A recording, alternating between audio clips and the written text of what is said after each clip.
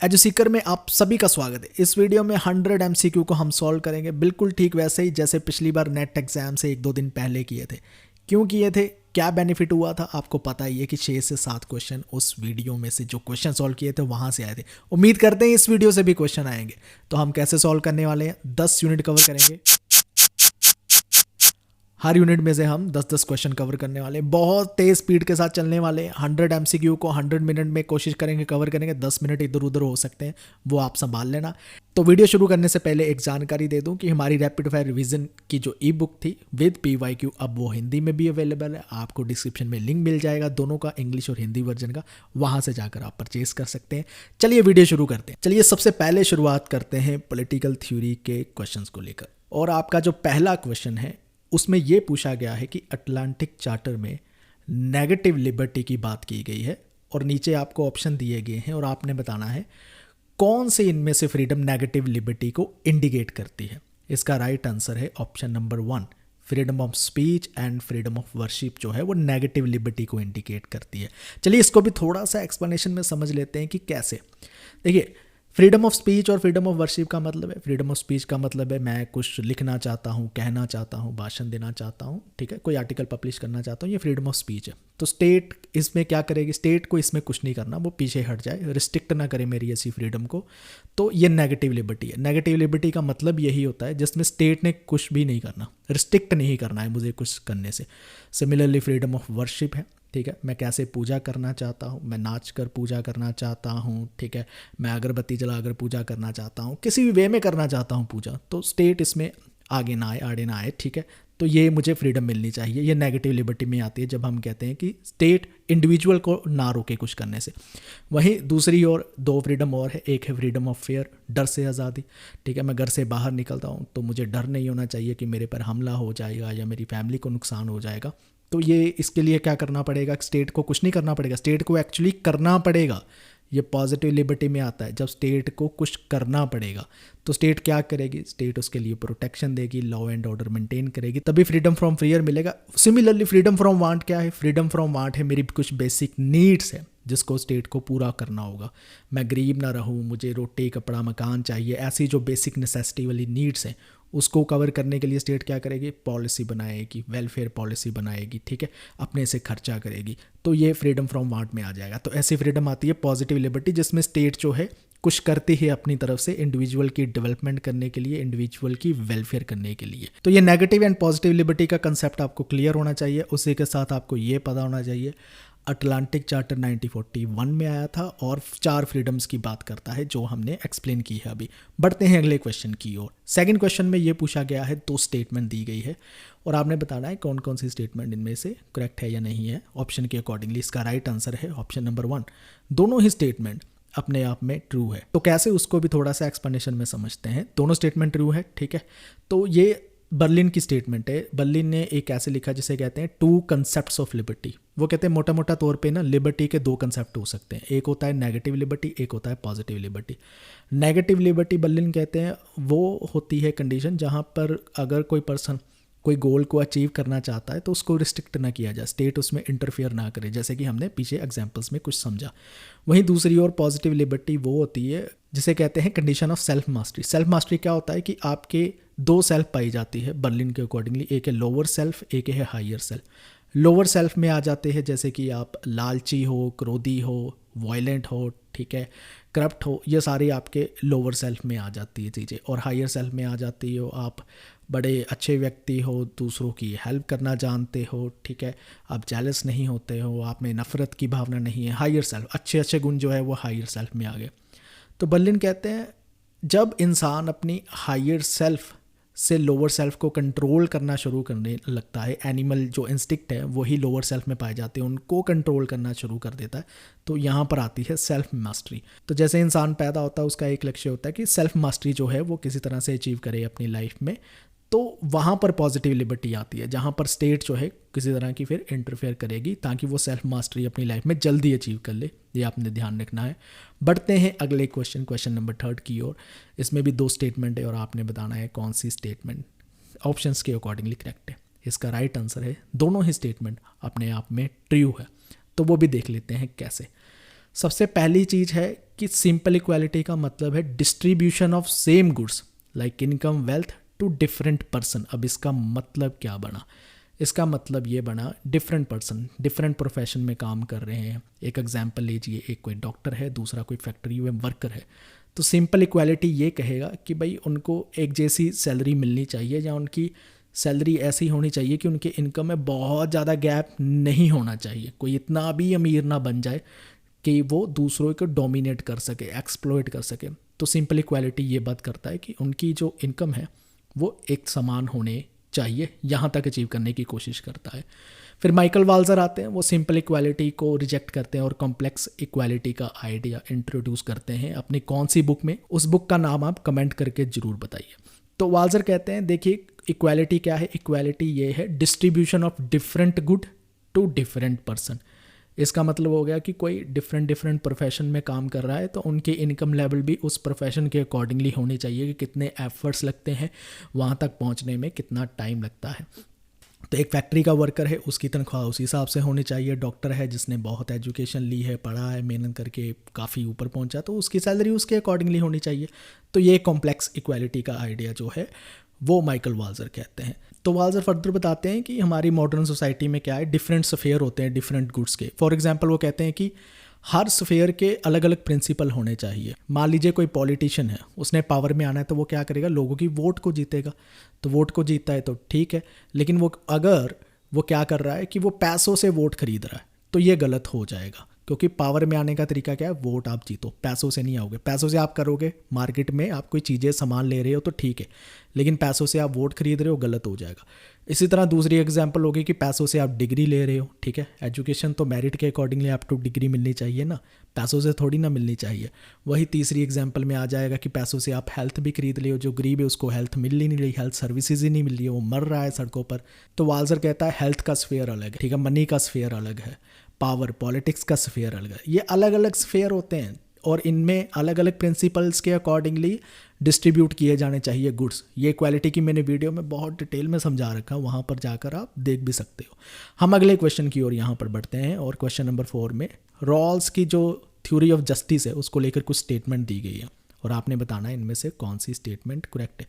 देखो मैं अपनी स्पीड के हिसाब से चली जा रहा हूँ, आप वीडियो को पॉज करके सोचा कीजिए और सोचिए क्या आंसर हो सकता है, प्रैक्टिस कीजिए इस क्वेश्चंस को। इसका राइट आंसर है ऑप्शन नंबर 4, यानी सारी स्टेटमेंट जो दी गई है वो करेक्ट है। इन सभी स्टेटमेंट को ना एक एक करके समझ लेते हैं ताकि हम दोबारा जो है इसमें गलती ना खाएं। सबसे पहले रॉल्स कहते हैं कि प्राइमरी गुड्स की जस्ट डिस्ट्रीब्यूशन होनी चाहिए, ये स्टेटमेंट ठीक थी। अब प्राइमरी गुड्स रॉल्स के लिए क्या है, प्राइमरी गुड्स में राइट्स आते हैं, लिबर्टीज़ आती हैं, income, wealth, opportunity, self respect, ये सब कुछ प्राइमरी गुड्स आते हैं। दूसरी चीज़ ये है कि रॉल्स अपनी थ्योरी को प्योर प्रोसीजरल जस्टिस की थ्योरी कहते हैं। उसमें कहते हैं कि हम ना जस्टिस के ना कुछ प्रोसीजर या कुछ प्रिंसिपल अगर फाइंड आउट कर लें, उन प्रोसीजर के अकॉर्डिंगली अगर हम समाज में ये प्राइमरी गुड्स को डिस्ट्रीब्यूट करते हैं, लाइट्स, लिबर्टी, इनकम, वेल्थ को डिस्ट्रीब्यूट करते हैं उन प्रोसीजर के अकॉर्डिंगली, तो अपने आप में वो जो डिस्ट्रीब्यूशन होगी वो जस्ट होगी, वो ठीक होगी, न्याय संगत होगी। तो इसलिए रॉल कहते हैं मेरी थ्योरी क्या है, प्योर प्रोसीजरल जस्टिस, मैं प्रोसीजर को फॉलो करना चाहता हूँ। तीसरी चीज़ इसमें रॉल जो है यूटिलिटेरियनिज्म को क्रिटिसाइज़ करते हैं जब वो जस्टिस की बात करते हैं। वो कहते हैं यूटिलिटेरियनिज्म का जो आइडिया बेंथम और जेएस मिल ने दिया है ना, उसमें एक कमी ये है कि greatest happiness of the greatest number को फॉलो किया जाता है ना, जब उसमें मिनॉरिटी को, इंडिविजुअल मिनॉरिटी को, उनकी ओपिनियन की कोई मायने नहीं रह जाते, हम मेजॉरिटी को ज़्यादा फॉलो करने लगते हैं। तो यहाँ पर वो यूटिलिटेरियनिज्म की पोजीशन को भी क्रिटिसाइज़ करते हैं।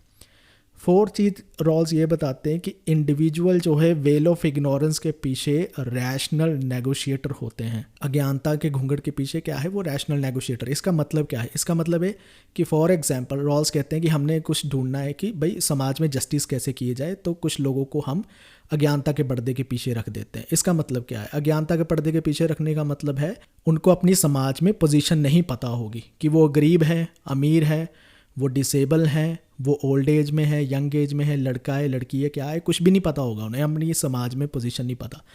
और हम कहेंगे कि भाई आपने कुछ रिसोर्सेज समाज में डिस्ट्रीब्यूट करने हैं, बताओ किस अकॉर्डिंग होने चाहिए। हम बाद में पर्दा उठाएंगे और आपको आपकी समाज में पोजीशन बता देंगे। तो हर व्यक्ति ये सोचेगा कि अगर मैं गरीब पोजीशन पे आ गया, जब मैं डिसेबल पोजीशन पे आ गया, यानी वीकर सेक्शन ऑफ सोसाइटी के पोजीशन में आया, तो मुझे भी तो कुछ मिलना चाहिए। तो हर एक व्यक्ति यही कहेगा कि वीकर सेक्शन को समाज में कुछ ना कुछ मिलना चाहिए, उसका भी प्रिंसिपल होना चाहिए। तो जब ऐसे सोचेंगे तो इसका मतलब क्या होगा, रैशनली सब लोग ऐसे ही सोचेंगे, वो अपनी पोजीशन को मैक्सिमाइज़ करना चाहेंगे। जस्टिस की वीडियो अगर आपने नहीं देखी, जाकर देख लीजिए, ये विद एनिमेशन मैंने सारी चीज़ें एक्सप्लेन की है, गलती मत करके आना अब एग्जाम में। बढ़ते हैं अगले क्वेश्चन की ओर, जो है क्वेश्चन नंबर 5।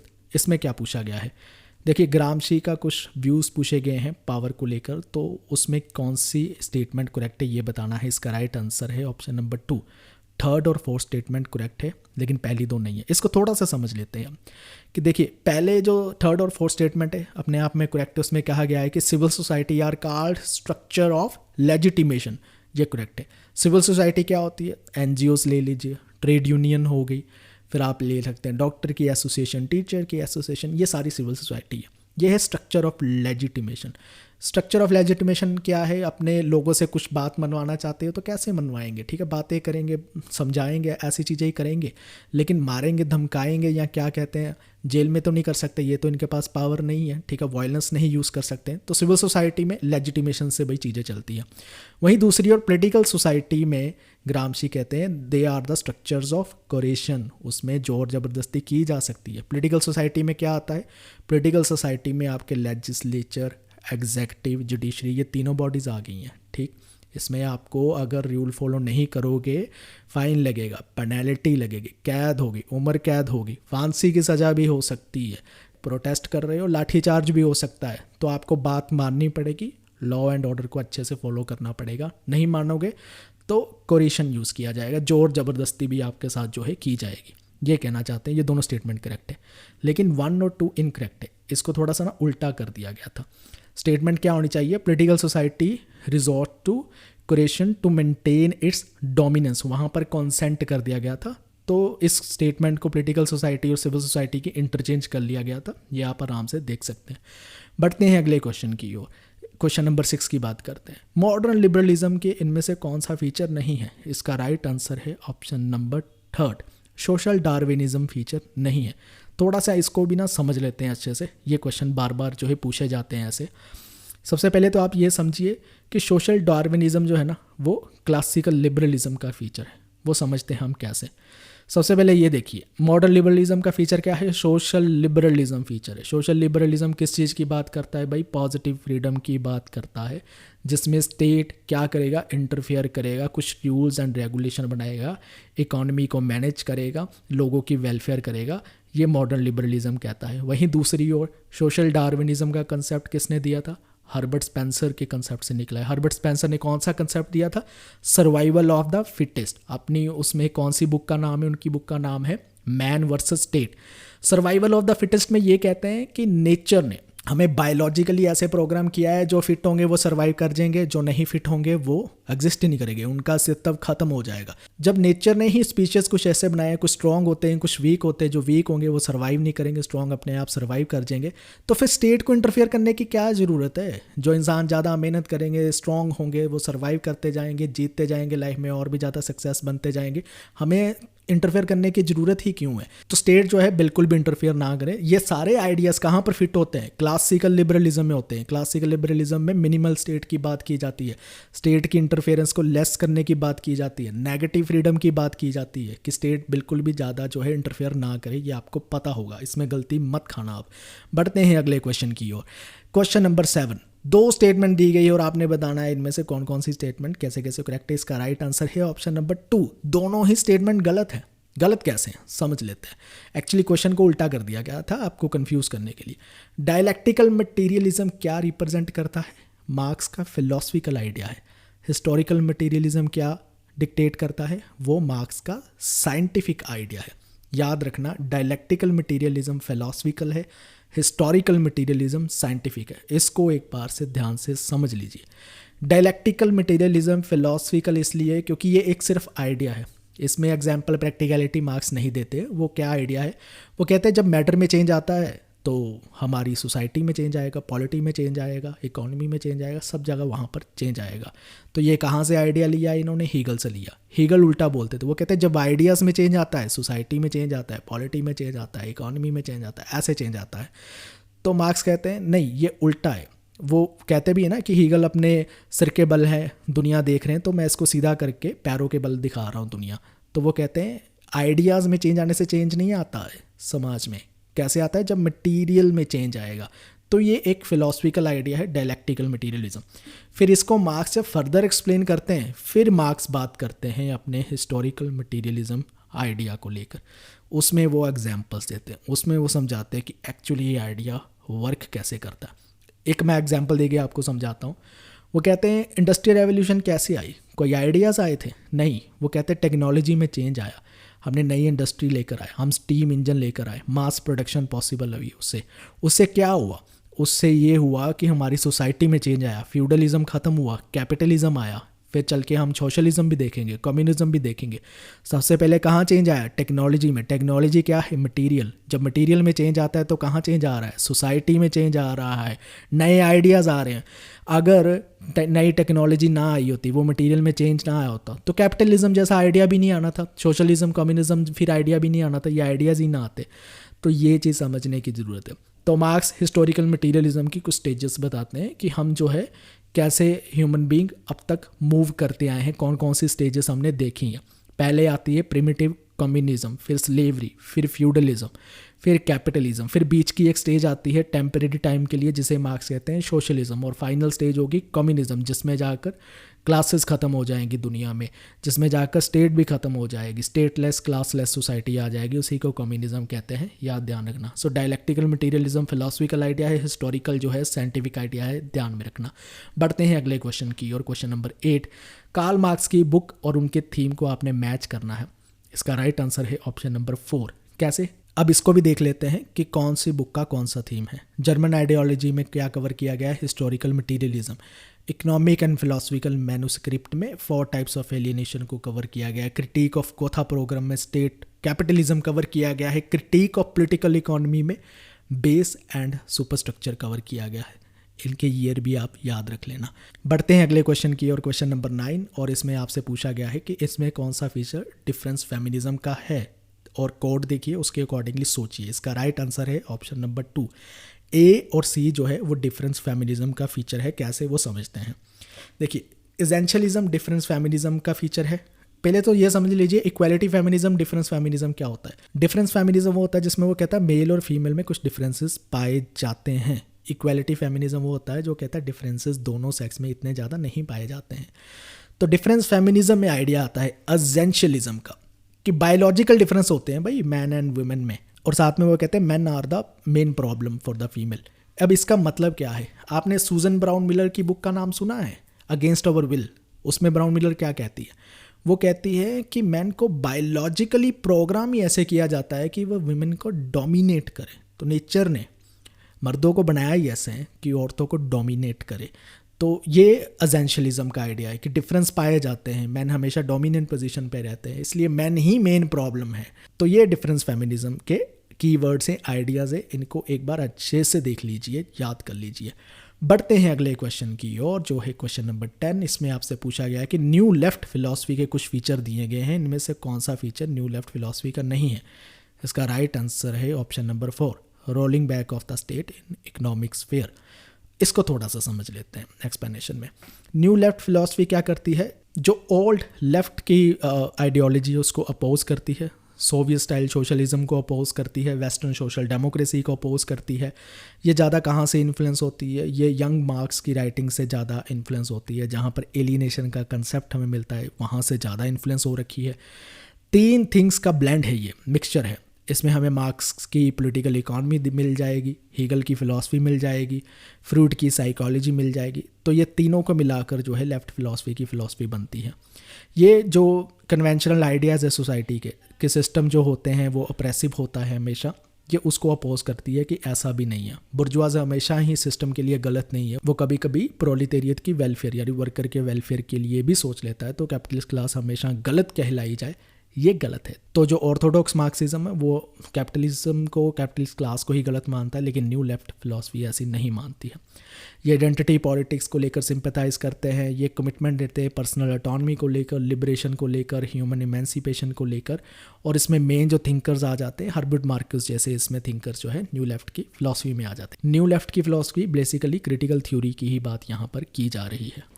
चलिए अब सॉल्व करते हैं वेस्टर्न पॉलिटिकल थॉट के क्वेश्चंस को। सबसे पहला जो क्वेश्चन है वो इस चीज़ को लेकर है कि दो स्टेटमेंट दी गई है और आपने बताना है कि कौन सी स्टेटमेंट इनमें से करेक्ट है या नहीं है। तो इसका राइट आंसर है ऑप्शन नंबर 3, यानी स्टेटमेंट 1 करेक्ट है लेकिन स्टेटमेंट 2 जो है वो फॉल्स है। तो चलिए इसको थोड़ा सा एक्सप्लेनेशन में समझते हैं कि क्या मतलब है। कि प्लेटो की जो ट्राइपार्टाइट थ्योरी है जिसमें वो कहते हैं कि सोल में हमें 3 तरह के मेन एलिमेंट्स दिखते हैं, पहला है एपिटाइट, दूसरा है स्पिरिट, तीसरा है माइंड। तो ये स्टेटमेंट अपने आप में करेक्ट थी। दूसरी थी कि प्लेटो प्रपोज करते हैं कि knowledge is the sole virtue which means ज्ञान ही एकमात्र गुण है। वो नॉलेज को इतनी ज़्यादा प्रेफरेंस देते हैं कि वो कहते हैं कि नॉलेज के साथ ही हम एक वर्चुअस लाइफ जी सकते हैं। जिसके पास नॉलेज और विजडम ज़्यादा होगी वही रूल करेगा। तभी कहते हैं फिलोसफर जो होगा वही किंग होगा, वही रूल करेगा। तो नॉलेज प्लेटो के लिए इंपॉर्टेंट है, ये आपको पता ही होगा। बढ़ते हैं अगले क्वेश्चन की ओर। इसमें जो क्वेश्चन नंबर 12 है इसमें आपसे पूछा गया है कि अरिस्टोटल के थ्योरी ऑफ काउजेशन में जो कॉज दे रखे हैं उनको क्रोनोलॉजिकल ऑर्डर में लगाना है। इसका राइट आंसर है ऑप्शन नंबर 3। एक बार इसको भी समझ लेते हैं कि क्या मतलब है और कैसे इसको याद रखा जाए। सबसे पहले आता है मटीरियल कॉज। फॉर एग्जाम्पल आप एक टेबल बनाने जा रहे हो, ठीक है, तो कैसे बनाओगे? डिसाइड करोगे ना कि लकड़ी का होगा, लोहे का होगा। तो मान लीजिए यहाँ पर मैं एग्जांपल लेता हूँ, लकड़ी का टेबल बनाने जा रहे हैं तो लकड़ी क्या है? वो मटेरियल है। सबसे पहले आता है मटेरियल कॉज, फिर आता है फॉर्मल कॉज। फॉर्मल कॉज का मतलब है जब आप डिसाइड करोगे डिज़ाइन के बारे में, क्या वो टेबल गोलाकार का होगा, रेक्टेंगल शेप का होगा, कौन सी शेप का होगा, वो फॉर्मल कॉज है। फिर तीसरा आता है एफिशिएंट कॉज। जब आप एक्चुअली टेबल को बनाना शुरू करोगे, कारपेंट्री के टूल्स को लेकर आओगे तो टेबल को बनाना शुरू करोगे, वो एफिशिएंट कॉज आता है। फिर लास्ट आता है फाइनल कॉज, और फाइनल है तो फाइनल कॉज हमेशा ही लास्ट में आएगा, ये आप ऐसे याद रख लेना। तो इसमें क्या आएगा? फाइनली टेबल बन गया है, अब इसका पर्पस क्या है? इस पे खाना खाया जाएगा, तो इसका जो पर्पस है उसके लिए इसको यूटिलाइजेशन में लेकर आया जाएगा। तो ये थ्योरी ऑफ कॉजेशन के जो 4 स्टेजेस हैं ये याद रखना और ऑर्डर में याद रखना, ऐसा क्वेश्चन आता होता है, PYQ में आ रखा है। बढ़ते हैं अगले क्वेश्चन की ओर। इसमें पूछा गया है कि जो हॉब्स का कंसेप्ट है फेलिसिटी को लेकर, उसका मेन आइडिया क्या है? उसका मेन आइडिया है the fulfilment of one's desires. Felicity क्या होता है? परम सुख, सबसे ज़्यादा मैक्सिमाइज अपने सुख को करना, उसे फेलिसिटी कहते हैं। ये किसके साथ कनेक्ट है? हॉब्स कहते हैं ये कनेक्ट है ह्यूमन की डिज़ायर के साथ, अपने सेल्फ इंटरेस्ट को यानी अपने स्वार्थ को कैसे पूरा किया जाए उसके साथ जुड़ा हुआ है। तो हॉब्स कहते हैं इंडिविजुअल क्या करना चाहते हैं? अपने प्लेजर को, अपने सुखों को मैक्सिमाइज़ करना चाहते हैं, बढ़ाना चाहते हैं, और अपने दुख को, पीड़ा को कम करना चाहते हैं, मिनिमाइज़ करना चाहते हैं। और कोई भी ह्यूमन एक्शन लिया जाता है उसके पीछे यही लॉजिक होता है, वो अपने सुखों को बढ़ाने की कोशिश कर रहा होता है, इसलिए वो एक्शन लेता है, और अपनी पीड़ा और दर्द को कम करने की कोशिश कर रहा होता है, ये हॉब्स मानते हैं। बढ़ते हैं अगले क्वेश्चन की ओर। इसमें आपसे पूछा गया है जॉन लॉक के कुछ मेन वर्क्स है और उन मेन वर्क्स में किस चीज़ को लेकर बात की गई, उनके फीचर की लिस्ट दी गई है, इन दोनों को मैच करना है। इसका राइट आंसर है ऑप्शन नंबर 2। इसको भी समझ लेते हैं एक्सप्लेनेशन में। सबसे पहले लेटर ऑन टॉलरेशन जो 1689 में आता है उसमें टॉलरेशन की बात ही की गई है, नाम से ही पता चलता है। फिर fundamental of constitution of Carolina जो 1692 में आता है उसमें बात की गई है कॉन्स्टिट्यूशन के फंडामेंटल को लेकर, ये भी साफ साफ पता चल रहा था। फिर आता है 2 ट्रीटीज ऑन गवर्नमेंट जो 1690 में आता है, उसमें किसकी बात की गई है? गवर्नमेंट पे काम किया गया है, गवर्नमेंट की बात की गई है। फिर आता है ऐसे कंसर्निंग ह्यूमन अंडरस्टैंडिंग, उसमें कहाँ पर बात की है? वो फिलोसफिकल वर्क है ह्यूमन अंडरस्टैंडिंग को लेकर। तो बुक के टाइटल से ही पता चल रहा था क्या फीचर होगा, इजी क्वेश्चन था।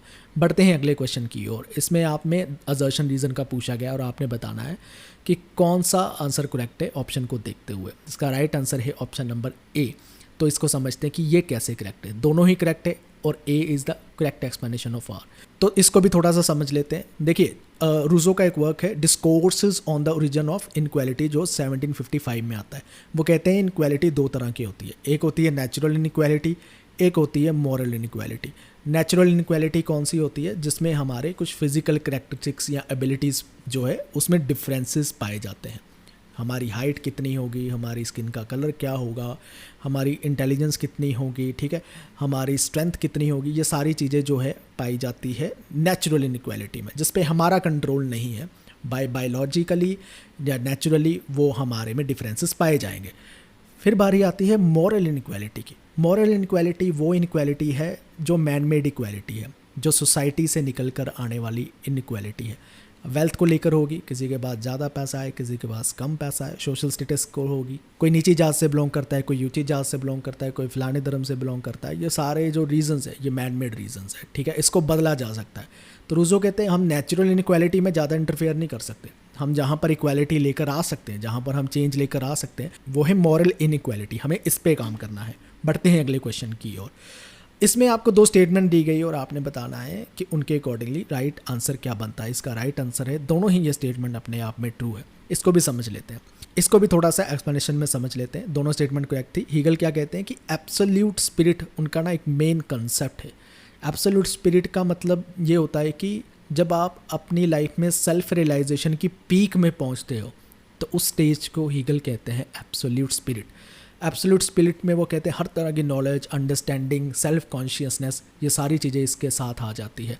ये वो स्टेज है जो आप कह सकते हो कि बुद्ध ने हासिल की, कबीर ने, नानक ने, ऐसे व्यक्तियों ने हासिल की। वो एब्सोल्यूट स्पिरिट की स्टेज है जिसको हीगल यहाँ पर मेंशन कर रहे हैं। बढ़ते हैं अगले क्वेश्चन की ओर। इसमें आपको 2 स्टेटमेंट दी गई और आपने बताना है इनमें से कौन कौन सी स्टेटमेंट ट्रू है, कौन सी फॉल्स है। इसका राइट आंसर है ऑप्शन नंबर 3। पहली स्टेटमेंट करेक्ट है, दूसरी जो है फॉल्स है। कैसे, उसको समझते हैं एक्सप्लेनेशन में। सबसे पहले तो आप ये समझे कि कार्ल मार्क्स ने एशियाटिक मोड ऑफ प्रोडक्शन का कॉन्सेप्ट दिया था, जिसमें वो कहते हैं कि हमारी दुनिया में प्री कैपिटलिस्ट सोसाइटी भी एग्जिस्ट करती है। जैसे कुछ एशियन सिविलाइजेशन थी जिसमें चाइना और इंडिया का नाम आ जाता है, वो कहते हैं ये है प्री कैपिटलिस्ट सोसाइटी। इसके फीचर जो है वो कैपिटलिस्ट सोसाइटी से अलग होते हैं जो हमें वेस्टर्न सोसाइटीज़ में देखने को मिलते हैं। तो कैसे अलग होते हैं? अलग बेसिकली क्या होता है कि इसमें जो मोड ऑफ प्रोडक्शन पाया जाता है, जो रिसोर्सेज को कंट्रोल किया जाता है, वो कैपिटलिस्ट क्लास नहीं करती है। वो तो यहाँ वहाँ पर एक सेंट्रलाइज स्टेट होगी, ज़्यादा वो कंट्रोल कर रही होगी। जहाँ डिस्पोटिक रूलिंग क्लास होगी वो कंट्रोल कर रही होगी। और एक इंपॉर्टेंट चीज़ इसमें यह है कि प्राइवेट ओनरशिप या तो बिल्कुल ही एब्सेंट होगी, नहीं पाई जाएगी। अगर पाई भी जाएगी तो बहुत लिमिट किया होगा, रिस्ट्रिक्शंस बहुत ज़्यादा लगाई गई होगी। तो एशियाटिक मोड ऑफ प्रोडक्शन का कंसेप्ट ये था। बढ़ते हैं अगले क्वेश्चन की ओर। क्वेश्चन नंबर 18 में आपको 2 स्टेटमेंट दी गई और उसके अकॉर्डिंगली आपने आंसर बताना है क्या है। इसका राइट आंसर है ऑप्शन नंबर 1। दोनों ही स्टेटमेंट अपने आप में सही है। तो इसको भी थोड़ा सा हम समझ लेते हैं। देखिए, ग्रामशी का कंसेप्ट है, वो कहते हैं कि अगर हमने हेजेमोनी को काउंटर करना है ना, तो 2 लेवल पर हमें उसे काउंट कर सकते हैं। वो 2 लेवल क्या है? पहला लेवल है war of position. War of position में हम आइडियोलॉजिकल बैटल लड़ेंगे कैपिटलिस्ट क्लास के साथ, ठीक है, कल्चरल बैटल लड़ेंगे। वहीं दूसरी ओर वार ऑफ मैन्यूवर में हम क्या करेंगे? हम डायरेक्टली स्टेट के साथ लड़ाई करेंगे, पॉलिटिकल पावर को कैप्चर करने की कोशिश करेंगे। दोनों लेवल ही अपने आप में बहुत इंपॉर्टेंट है अगर हम हेजेमोनी को काउंटर करना चाहते हैं जो सोसाइटी में एग्जिस्ट कर रही है।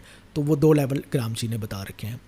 अगले क्वेश्चन की ओर बढ़ते हैं। इसमें आपने 2 स्टेटमेंट दी गई है, उसके अकॉर्डिंगली आपने आंसर बताना है। इसका राइट आंसर है ऑप्शन नंबर 1। दोनों ही स्टेटमेंट सही है।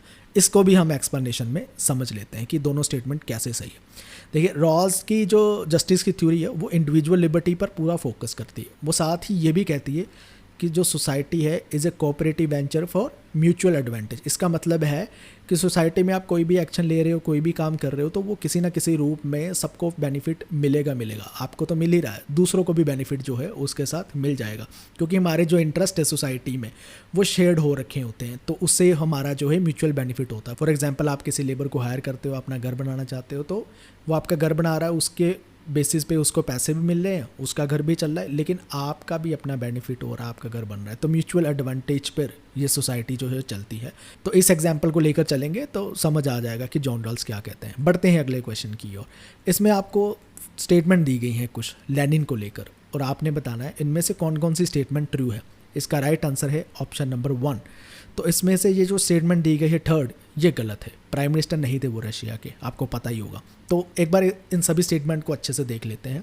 सबसे पहले थे कि लेनिन जो है वो रशियन कम्युनिस्ट पार्टी के फर्स्ट हेड थे, ये ट्रू है। दूसरी चीज़ है लेनिन ने बोल्शेविक रेवोल्यूशन लेकर आए थे 1917 में। तीसरी चीज़ है वो हेड ऑफ रशिया थे प्राइम मिनिस्टर नहीं थे, हेड ऑफ रशिया थे 1970 से लेकर 1924 में। और फिर आती है कि वो development of capitalism in Russia का जो वर्क है उसके ऑथर रहे हैं। ये कुछ स्टेटमेंट है। चलिए अब सॉल्व करते हैं इंडियन पॉलिटिकल थॉट के क्वेश्चंस को। और इसका पहला क्वेश्चन क्या है, इसमें आपको 2 स्टेटमेंट दी गई है, उसके अकॉर्डिंगली आपने आंसर बताना है। इसका राइट आंसर है ऑप्शन नंबर 1। दोनों ही स्टेटमेंट अपने आप में ट्रू है। Manu first teacher, first king, first law giver जो है वो माने जाते हैं, उसके साथ वो माने जाते हैं वो इंडियन वर्जन है एडम का। तो इसको थोड़ा सा समझ लेते हैं। हिंदू मैथोलॉजी में मनु को एक कंसिडर किया जाता है एक ऐसी फिगर जो मानव जात के पूर्वज माने जाते हैं। तो जैसे हमें अब्राहमिक ट्रेडिशन में देखने को मिलता है कि एडम जो है वो पहले पूर्वज है, वैसे ही हमें एशियंट हिंदू टेक्स्ट के अकॉर्डिंगली मनु जो है फर्स्ट ह्यूमन बीइंग बताए जाते हैं। बढ़ते हैं अगले क्वेश्चन की ओर। इसमें आपको 2 लिस्ट दी गई है, एक में आइडियाज़ दिए गए हैं और दूसरी लिस्ट में थिंकर्स दिए गए हैं। इनको मैच करना है। इसका राइट आंसर है ऑप्शन नंबर 3। इसको देख लेते हैं कौन से आइडिया किसके हैं। तो मंडल थ्योरी किसका आइडिया? कौटिल्य का आइडिया। मंडल थ्योरी में क्या सजेस्ट किया गया है कि एक रूलर को, एक स्टेट को किसके साथ अलायंस करने चाहिए, कैसे रहना चाहिए, उसका दुश्मन देश कौन हो सकता है, वो सारी थ्योरी मंडल थ्योरी में कौटिल्य ने एक्सप्लेन कर रखी है। कौटिल्य क्या कहते हैं मंडल थ्योरी में, जो आपका इमीडिएट नेबर है वो आपका एनिमी होगा और आपके एनिमी का जो इमीडिएट नेबर है वो आपका दोस्त होगा। तो दुश्मन का दुश्मन आपका दोस्त होगा, मंडल थ्योरी ये कहते हैं। मंडल थ्योरी की वीडियो चैनल पर पड़ी है, पूरा एक्सप्लेन कर रखा है, वहाँ से जाकर आप समझ सकते हो। नियो वेदांता का आइडिया किसने दिया? विवेकानंद ने दिया। स्वामी विवेकानंद ने क्या किया, जो वेदा की फिलॉसफी है उसको थोड़ी सी मॉडर्न साइंटिफिक या रैशनल थॉट देने की कोशिश की है, तो उसी थॉट को हम नियो वेदांता की फिलॉसफी कहते हैं। गांधी का ट्रस्टीशिप का आइडिया, जिसमें जो वेल्दी है वो एक ट्रस्ट की तरह काम करेंगे, जो आम लोग हैं उनकी मदद करेंगे, उनकी वेलफेयर करेंगे। पैसिव रेजिस्टेंस औरोबिंदो का आइडिया है, इसमें वो बात करते हैं जैसे नॉन कोऑपरेशन होगी, नॉन वायलेंट प्रोटेस्ट हो गए, वो बात करते हैं बाइकआउट्स को लेकर, स्ट्राइक्स को लेकर, सिविल डिसोबीडियंस को लेकर। वो सारी ये सब बातें क्यों करते हैं कि अगर आपने गवर्नमेंट के साथ, स्टेट के साथ फाइट करना है तो पैसिव रेजिस्टेंस के थ्रू करना होगा। पैसिव रेजिस्टेंस का आइडिया गांधी जी ने भी दिया था। तो आपको ये सोचने की ज़रूरत है कि कैसे अलग है। क्या आपको इसका आंसर पता है? अगर पता है तो कमेंट बॉक्स में ज़रूर बताना है। इसके साथ हिंदी मीडियम वाले भी जो है वो भी इसकी एक्सप्लेनेशन को हिंदी में देख सकते हैं, इसका स्क्रीनशॉट ले सकते हैं या पॉज करके आराम से पढ़ लीजिए। बढ़ते हैं अगले क्वेश्चन की ओर। अगले क्वेश्चन में आपको कुछ स्टेटमेंट दी गई है गाना सूता को लेकर और आपने बताना है उनमें से कौन सी स्टेटमेंट जो है ट्रू है। इसका राइट आंसर है ऑप्शन नंबर 1। तो यानी इसमें जो थर्ड स्टेटमेंट है 29th सूत ऑफ दिग्निगाय था अगाना सूत, ये गलत स्टेटमेंट दे रखी है। तो इसको भी थोड़ा सा एक्सप्लेनेशन में हम समझ लेते हैं। 29th नहीं था, वो 27 सूत है। जो अगाना सूत है वो 27 सूता है किसका? दिग्निगाय का। इसमें क्या बात की जाती है? इसमें बात की जाती है धरती में जिंदगी या जीवन कैसे उत्पन्न हुआ, origin of life on earth की बात की जाती है। ये बुद्धा किसे समझाते हैं? 2 ब्राह्मण्स को समझा रहे होते हैं, तो ये याद रखना है। बढ़ते हैं अगले क्वेश्चन की ओर। इसमें आपको 2 स्टेटमेंट दी गई है और ये पूछा गया है कौन कौन सी स्टेटमेंट में से ट्रू है या फॉल्स है। इसका राइट आंसर है दोनों ही स्टेटमेंट अपने आप में ट्रू है। इसको भी थोड़ा सा हम समझ लेते हैं। तो बरानी क्या कहते हैं? वो ये कहते हैं कि 2 तरह के लॉ होते हैं, एक होता है शरीयत और दूसरा जवाबी। शरीयत क्या होता है? जिसमें प्रॉफिट्स की टीचिंग्स या प्रैक्टिस आ जाती है, ये डिवाइन लॉस कहलाए जाते हैं। ये कुरान से ड्राइव किए गए हैं, या प्रॉफिट मोहम्मद की टीचिंग से किए गए हैं, या कुछ इस्लामिक स्कॉलर्स ने जो बताया है उसके अकॉर्डिंगली होते हैं। शरीयत के साथ बरानी कहते हैं ज़्यादा हम छेड़खानी नहीं कर सकते, जैसे लिखे गए हैं उनको वैसे ही मानना पड़ेगा। वहीं दूसरी ओर जवाबित होते हैं। जवाबित क्या करते हैं? जवाबित में वो लॉ दिए गए होते हैं जो मैन मेड है, जो बनाए गए हैं आज के हालात को देखते हैं, आज जो सोशल कंडीशन है, जो पॉलिटिकल कंडीशन है उसके अकॉर्डिंगली बनाए जाएंगे, तो ये चेंज होते रहते हैं। लेकिन जवाबियत भी जो है इंस्पायर किससे है? शरीयत से। तो जवाबियत लॉ शरीयत से जरूर इंस्पायर है, लेकिन जवाबियत मैन मेड है, ये बदले जा सकते हैं सर्कमस्टांसेस के अकॉर्डिंगली। बढ़ते हैं अगले क्वेश्चन की ओर। इसमें आपको क्या पूछा गया है? ट्रू फ्रीडम जो रविंद्रनाथ टैगोर का आइडिया है वो में कुछ स्टेजेस बताई गई हैं, तो वो स्टेजेस को आपने क्रोनोलॉजिकल ऑर्डर में लगाना है। इसका राइट आंसर है ऑप्शन नंबर 3। तो चलिए ये भी स्टेजेस को एक बार अच्छे से देख लेते हैं। तो ट्रू फ्रीडम की 4 स्टेजेस है टैगोर के अकॉर्डिंगली। सबसे पहले आती है realisation of freedom at individual level, फिर आती है realisation of freedom at community level, फिर community to universe and then universe to infinity. पढ़कर ही पता चल रहा था कौन सी स्टेज पहले आएगी, कौन सी बात आएगी।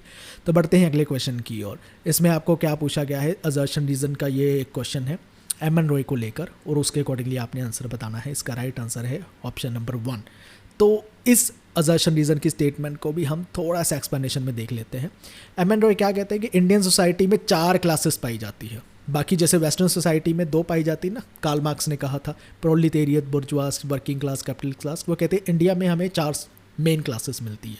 एक तो होगी बुर्जुआसी, दूसरी होगी पैटी बुर्जुआसी, तीसरी होगी प्रीजेंट्री और चौथी होगी प्रोलिटेरियत। ये 4 क्लासेस पाई जाती है। और M N Roy class struggle के कंसेप्ट में बिलीव करते थे। वो मानते थे कि ये भी एक ड्राइविंग फोर्स है जिसकी वजह से सोसाइटी में चेंजेस आती है। बढ़ते हैं अगले क्वेश्चन की ओर। इस क्वेश्चन में आपको कुछ सावरकर के वर्क्स दिए गए हैं, उनको आपने क्रोनोलॉजिकल ऑर्डर में अरेंज करना है। इसका राइट आंसर है ऑप्शन नंबर 2। तो ये भी हम समझ लेते हैं कौन सा वर्क पहले आया कौन सा बाद में। सबसे पहले आता है इंडियन वार ऑफ इंडिपेंडेंस 1857। वो कब आती है बुक? 1909 में। फिर एसेंशियल ऑफ हिंदुत्व, जिसमें हिंदुत्व का कंसेप्ट देते हैं, वो 1923 में आती है। हिंदू राष्ट्र दर्शन 1949 में। फिर आती है 6 glorious epoch of Indian history जो 1963 में आती है। बढ़ते हैं अगले क्वेश्चन की ओर। इसमें आपसे पूछा गया है कि जो नेहरू का नेशनलिज्म का आइडिया है वो कहाँ से इंस्पायर या इन्फ्लुएंस हुआ था। इसका राइट आंसर है ऑप्शन नंबर 3, टैगोर के यूनिवर्सलिज्म के आइडिया से हुआ था। इसको भी हम समझ लेते हैं। टैगोर का सिंथेटिक यूनिवर्सलिज्म का आइडिया क्या है, जिसमें वो बात करते हैं कल्चरल सिंथेसिस की, इंक्लूसिविटी की, सेकुलरिज्म की, इंटरनेशनलिज्म की। ये जो आइडिया है ये नेहरू का नेशनलिज्म के आइडिया को इन्फ्लुएंस करता है। नेहरू भी मानते थे कि इंडिया एक डिवर्स, टॉलरेंट या प्रोग्रेसिव नेशन होना चाहिए। ये वो आइडिया है जो टैगोर ने अपने नेशनलिज्म के आइडिया में या यूनिवर्सलिज्म के आइडिया में एक्सप्लेन कर रखे हैं। दोनों का शेयर्ड बिलीव था, दोनों मानते थे ह्यूमैनिटी की यूनिटी में, पावर ऑफ एजुकेशन में, ये दोनों चीज़ें रोल प्ले करेंगी नेशन बिल्डिंग में। तो नेहरू का नेशनलिज्म बेसिकली टैगोर के आइडिया से ज़्यादा इन्फ्लुएंस था, ये आपको पता होना चाहिए। बढ़ते हैं अगले क्वेश्चन की ओर, जिसमें आपको पूछा गया है कि ये जो चिति, जो इंग्लिश में चिति और हिंदी में चित्त बन जाता है, ये जिसे नेशनल सोल कहा जाता है, ये कंसेप्ट किसका है। इसका राइट आंसर है ऑप्शन नंबर 2। ये दीनदयाल उपाध्याय का आइडिया है चित्त को लेकर। तो ये क्या है इसको भी समझ लेते हैं। चित्त का मतलब है नेशन की सोल, यूनिक एसेंस पाई जाती है, लोगों की आइडेंटिटी पाई जाती है, मतलब कोई चीज़ ऐसी है जो हमें यूनाइट करती है, जो एक राष्ट्र की आत्मा बनती है। तो ये मानते थे दीनदयाल उपाध्याय कि नेशन की इंटीग्रिटी के लिए, नेशन की स्ट्रेंथ के लिए, ये नेशन की सोल को समझना, नेशन के चित्त को समझना बहुत ज़रूरी है। और ये जो चित्त का आइडिया है, चिति जिसे इंग्लिश में चिति लिखते हैं, वो बेसिकली उनके इंटेग्रल ह्यूमनिज्म के आइडिया के साथ कनेक्टेड है, ये आप ध्यान में रखना। बढ़ते हैं अगले क्वेश्चन की ओर, जिसमें आपको राजा राम मोहन राय को लेकर 2 स्टेटमेंट दी गई है असर्शन रीजन की, और उनमें से आपने बतानी है करेक्ट है। हालांकि राजा राम मोहन राय सिलेबस का पार्ट नहीं है, लेकिन कभी कभी राजा राम मोहन राय का क्वेश्चन पूछ लिया जाता है, तो आपको पता होना चाहिए इसके बारे में भी थोड़ा बहुत। इसका राइट आंसर है ऑप्शन नंबर 1। तो दोनों ही स्टेटमेंट सही है, असर्शन जो है रीज़न की करेक्ट एक्सप्लेनेशन है। तो इसको भी थोड़ा सा एक्सप्लेनेशन में समझ लेते हैं। राजा Ram Mohan Roy father of modern India माने जाते हैं। क्यों? क्योंकि वो एक सोशल रिफॉर्मर, फिलोसफर, इंटेलेक्चुअल रहे हैं।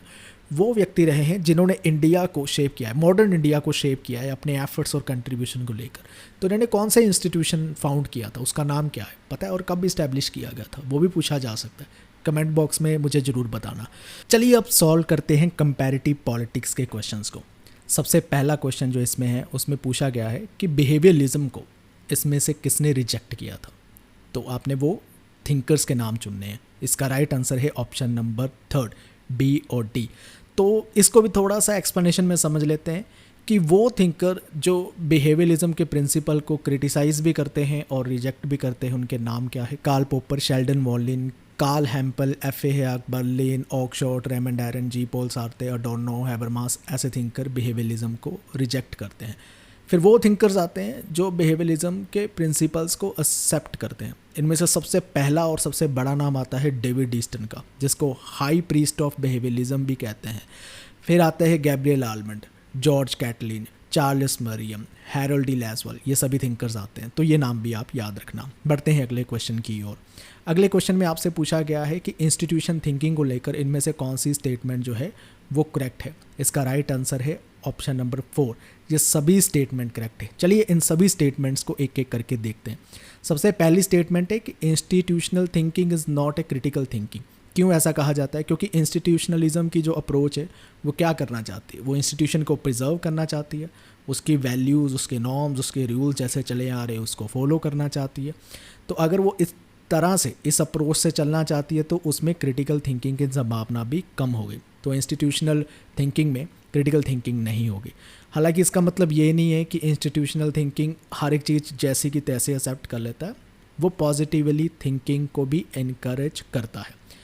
दूसरी स्टेटमेंट ये थी कि इंस्टीट्यूशनल थिंकिंग जो है वो वैल्यू को ज़्यादा चेरिश करता है जो अब तक फॉलो की जा रही है, जो नॉर्म्स या जो भी क्राइटेरियन अब तक फॉलो किए जा रहे हैं किसी इंस्टीट्यूशन में, उनको वैल्यू करता है और कहता है कि ऐसी एग्जिस्टिंग वैल्यूज़ को प्रिजर्व रखना चाहिए। जैसे पार्लियामेंट है, एक इंस्टीट्यूशन है, इसके कुछ रूल्स हैं, इसके कुछ नॉर्म्स हैं जो फॉलो किए जा रहे हैं, तो वो चाहता है कि ऐसे ही है जो फॉलो किए जाएं, नई एग्जाम्पल ना सेट किए जाए, इंस्टीट्यूशन को पूरा बदल ना दिया जाए। तो इंस्टीट्यूशन को प्रिजर्व तभी किया जा सकता है अच्छे से जब उसकी वैल्यू को प्रिजर्व किया जाए। ये सेकंड पॉइंट है। थर्ड पॉइंट है, इंस्टीट्यूशनल थिंकिंग क्या करता है, वो वैल्यू डिफ्यूजन और वैल्यू इन्फ्यूजन दोनों करता है। अब इसका मतलब क्या है? वैल्यू डिफ्यूजन का मतलब होता है आपको नई वैल्यू सिखाना, आप उनको फॉलो करें, आप उनके राह पर चले। वैल्यू डिफ्यूजन का मतलब ये होता है।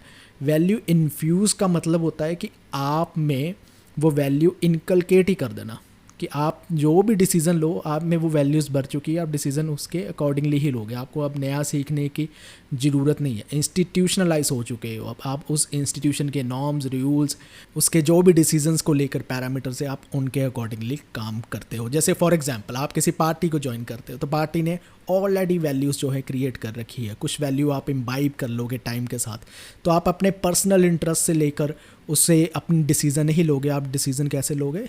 जैसे पार्टी के नॉर्म्स चल रहे हैं, जो रूल्स चल रहे हैं, तो अपने पर्सनल प्रेफरेंसेस को आप दूर रखोगे। फोर्थ आती है institutional thinking stretches the time horizon backward and forward. Backward and forward का मतलब क्या है कि वो आपको पीछे सोचने के लिए भी मजबूर करता है और आगे सोचने के लिए भी मजबूर करता है।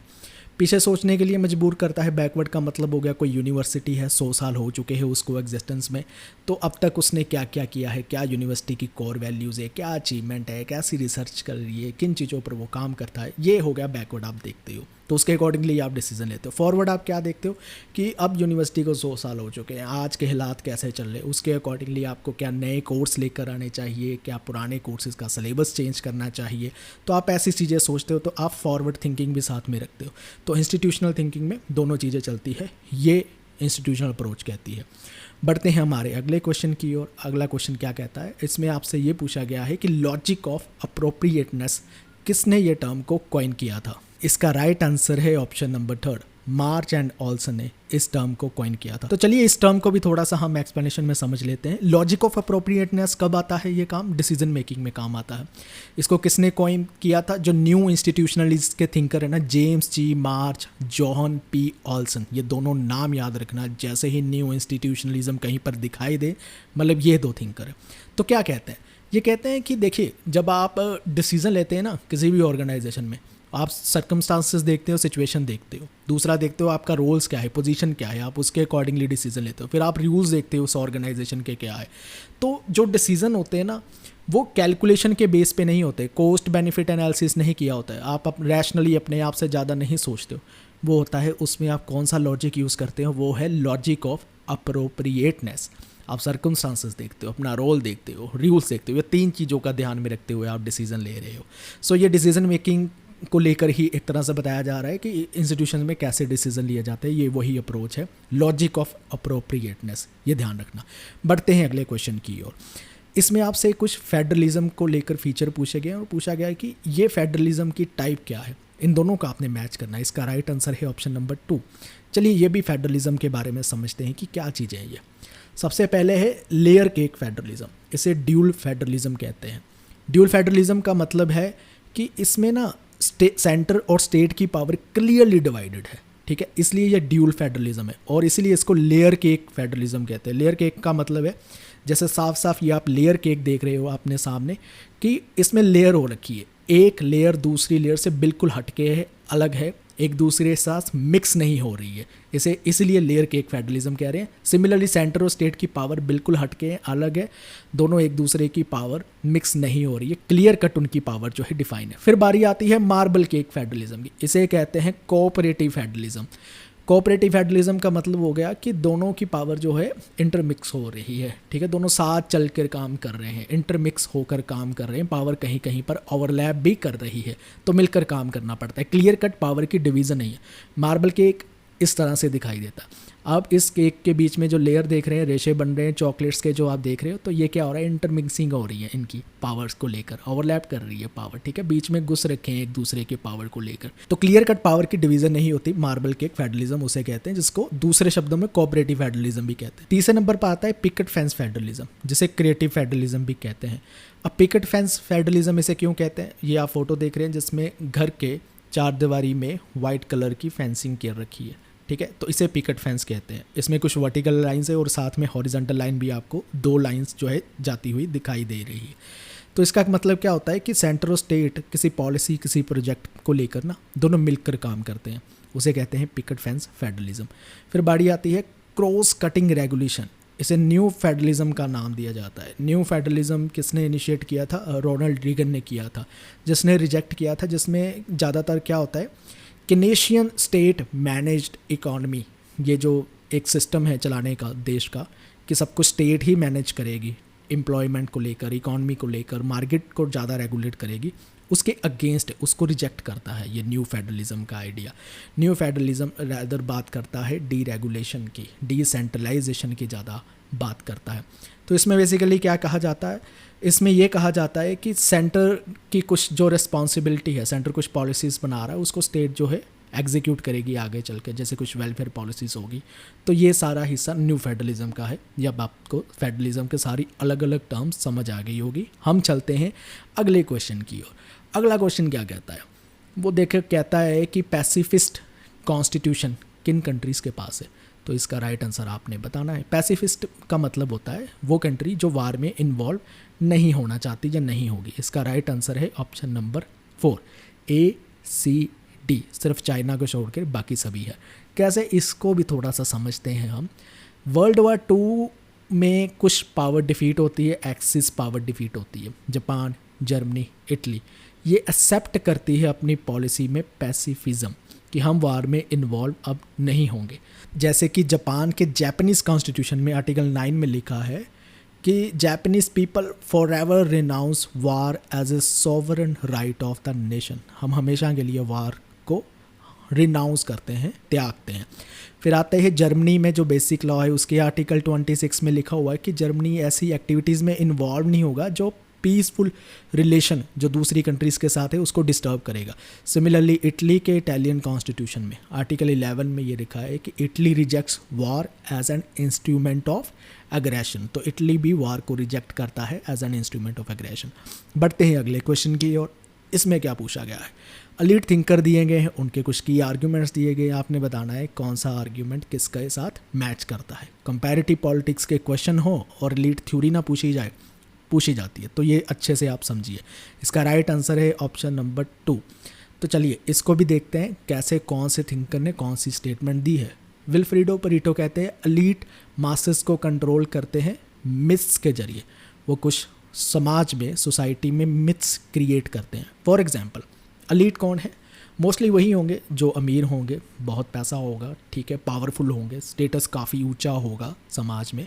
अब मासेस को कंट्रोल करना चाहते हैं तो वो मेरिट जैसी चीज़ों पर बात करेंगे कि मेहनत करो, कामयाब हो, ज़्यादा मेहनत करोगे तो ज़्यादा कामयाबी मिलेगी। तो जब ऐसी चीज़ें वो कहते हैं तो सोसाइटी में जो ऑलरेडी एग्जिस्टिंग इनक्वालिटीज़ है उनको फेवर कर रहे हैं, उनको ठीक नहीं करना चाहते हैं। कि तो आपको कहा जाएगा आप गरीब इसलिए हो जब आप मेहनत नहीं करते हो, काम से मन चुराते हो, ऐसी चीज़ें जो है, ऐसी मिथ क्रिएट की जाएगी, ऐसे कंट्रोल किया जाएगा। गाइटिनो मॉस्का किसके बारे में बात करते हैं, वो कहते हैं कि political rule rested on political formula and historical myths are inspired by illusions. Now what is this political formula? ये political formula क्या होता है? political formula क्या है?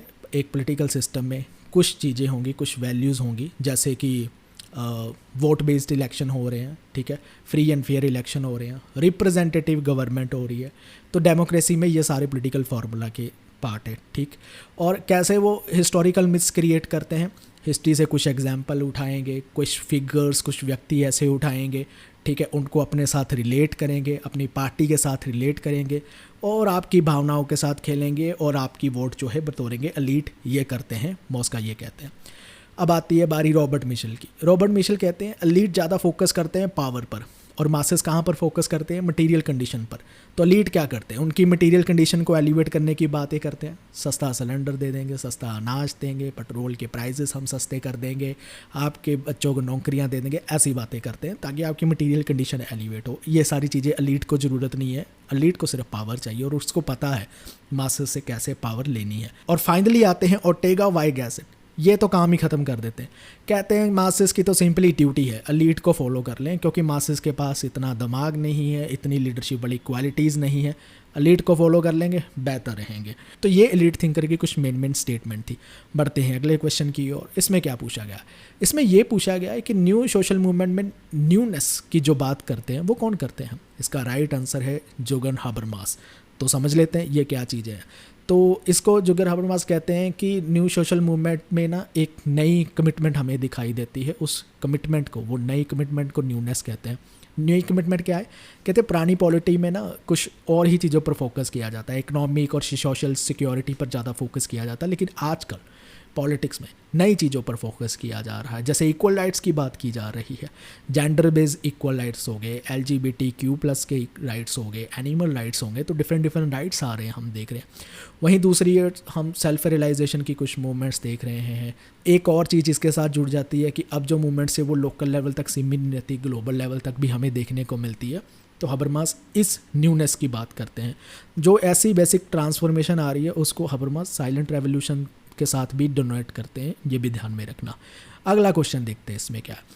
38वां क्वेश्चन है आपका। इसमें आपसे पूछा गया है कि ये कुछ पेयर्स दिए गए और आपने इनको देखना है कि इनमें से कौन से करेक्ट पेयर्स हैं। इसका राइट आंसर ये सभी करेक्ट पेयर है। तो ये भी देख लेते हैं, स्टेट को लेकर क्वेश्चन आ सकते हैं कि फेल स्टेट है सोमालिया और सेरा लियोन। इसमें क्या है, बहुत ज़्यादा करप्शन पाई जाती है, बड़ी अनस्टेबिलिटी पाई जाती है, एथनिक वायलेंस पाई जाती है, ये फेल स्टेट है। कोलैप्स स्टेट कौन सी होती है, जैसे अफ़गानिस्तान की एग्जांपल ले लीजिए। पावर जो है वो ट्रांजिशन होती रहती है, तालिबान के पास आती है, कभी डेमोक्रेटिक गवर्नमेंट के पास आती है। तो ये है एक rare extreme version of fail state जहाँ पर अथॉरिटी जो है ज़्यादातर अच्छे तरह से काम नहीं करती, एब्सेंट रहती है। हम यहाँ पर ये नहीं कह सकते कि एथनिक वायलेंस हो रही है, बहुत ही अनस्टेबल है, जैसे ऊपर वाली एग्जांपल में थी, थोड़ा सा हट के एग्जांपल है इसकी। फिर आती है रॉक स्टेट, इसमें north Korea, Cuba, Iraq, Iran, Libya जैसी कंट्रीज आ जाती है। इसमें क्या WMD परस्यू करते हैं, यानी वेपन्स ऑफ मास डिस्ट्रक्शन को करते हैं, टेररिज्म को सपोर्ट करते हैं और इसके साथ अपने सिटीज़न को क्रिटिसाइज़ करते हैं, US की पॉलिसी को क्रिटिसाइज़ करते हैं। ये रॉक स्टेट में आ जाते हैं। फिर आती है परिया स्टेट, जिसमें म्यांमार, जिम्बाब्वे जैसी कंट्री आती है। ये क्या करती है, अपने ही लोगों के ह्यूमन राइट्स को वायलेट करती है, लेकिन इसका जो इम्पैक्ट है ना, थ्रेट अपनी कंट्री तक रहता है, साथ वाली कंट्री के साथ या ग्लोबल लेवल पर हमें नहीं देखने को मिलता है। ये उसी कंट्री में सीमित रहता है इम्पैक्ट, उसे कहते हैं परिया स्टेट। ये भी आप ध्यान रखना। बढ़ते हैं अगले क्वेश्चन की ओर। इसमें आपको कुछ रेवोल्यूशनरी थिंकर्स के नाम दिए गए हैं जिन्होंने रेवोल्यूशन की थ्योरीज पे काम किया है, और साथ में उनकी बुक्स के नाम दिए गए और आपने इन दोनों को मैच करना है। इसका राइट आंसर है ऑप्शन नंबर 4। चलिए देख लेते हैं किस थिंकर ने कौन सी बुक लिखी है।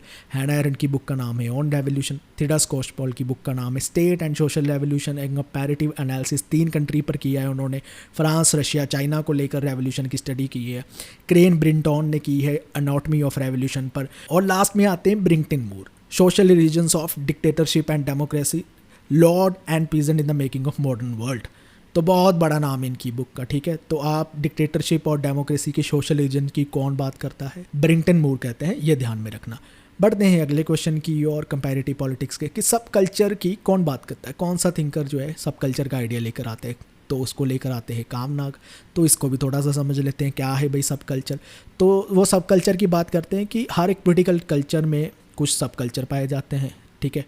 उस सब कल्चर को कैसे डिफाइन किया जाता है, कुछ सोशल ग्रुप है जिनको हम पर्टिकुलर आइडेंटिटी के साथ डिफाइन कर सकते हैं। तो जब ऐसे डिफाइन करते हैं तो सब कल्चर हो गया। जैसे कि वो कहते हैं सब कल्चर डेवलप हो सकते हैं, डिफरेंट तरह के। एलीट कल्चर हो सकता है, मास कल्चर हो सकता है, कुछ हमें एलीट में ही कल्चरल डिवीज़न मिल सकती है। जनरेशनल सब कल्चर हो सकते हैं, ठीक है। मिलेनियल जनरेशन अलग तरीके से पॉलिटिकल पर्सपेक्टिव रख सकती है, जेन जी जनरेशन अलग तरीके से पॉलिटिकल पर्सपेक्टिव रख सकती है अपना, और कुछ सोशल स्ट्रक्चर डिफरेंट हो सकती है। तो डिफरेंट कैटेगरीज ऑफ सब कल्चर पाए जा सकते हैं। चलिए अब सॉल्व करते हैं इंटरनेशनल रिलेशंस के क्वेश्चन को। सबसे पहला जो इसमें क्वेश्चन पूछा गया है वो ये पूछा गया है कि इनमें से कौन सी regional organisation Euro Atlantic region से बिलोंग करती है। इसका राइट आंसर है option number 2 A and C. चलिए इसको देखते हैं और समझते हैं। रीजनल ऑर्गेनाइजेशन जैसे नेटो हो गई, फिर हो गई OSCE organization for security and cooperation in Europe, ये कहाँ पर बिलोंग करती है, यूरो अटलांटिक रीजन से बिलोंग करती है। नाफ्ता, मर्कोसर जैसी ऑर्गेनाइजेशन कहाँ से बिलोंग करती है, अमेरिकन रीजन से बिलोंग करती है। नॉर्डिक काउंसिल कहाँ से बिलोंग करती है, सिर्फ यूरोपियन रीजन से बिलोंग करती है। बढ़ते हैं अगले क्वेश्चन की ओर। अगला क्वेश्चन आपसे ये पूछता है कि कुछ EU के इवेंट्स हुए थे जब यूरोपियन यूनियन इवॉल्व होती है, बनती है, उसके इवेंट्स है, और वो कब कब क्या क्या होता है उसके ईयर दिए गए, इनको मैच करना है, जिसका राइट आंसर है ऑप्शन नंबर 1। इन सभी इवेंट्स को भी हम देख लेते हैं। सबसे पहले क्या होता है, European coal and steel community बनती है 1951 में। फिर यूरो करेंसी आती है, कब आती है, 1999 में आती है।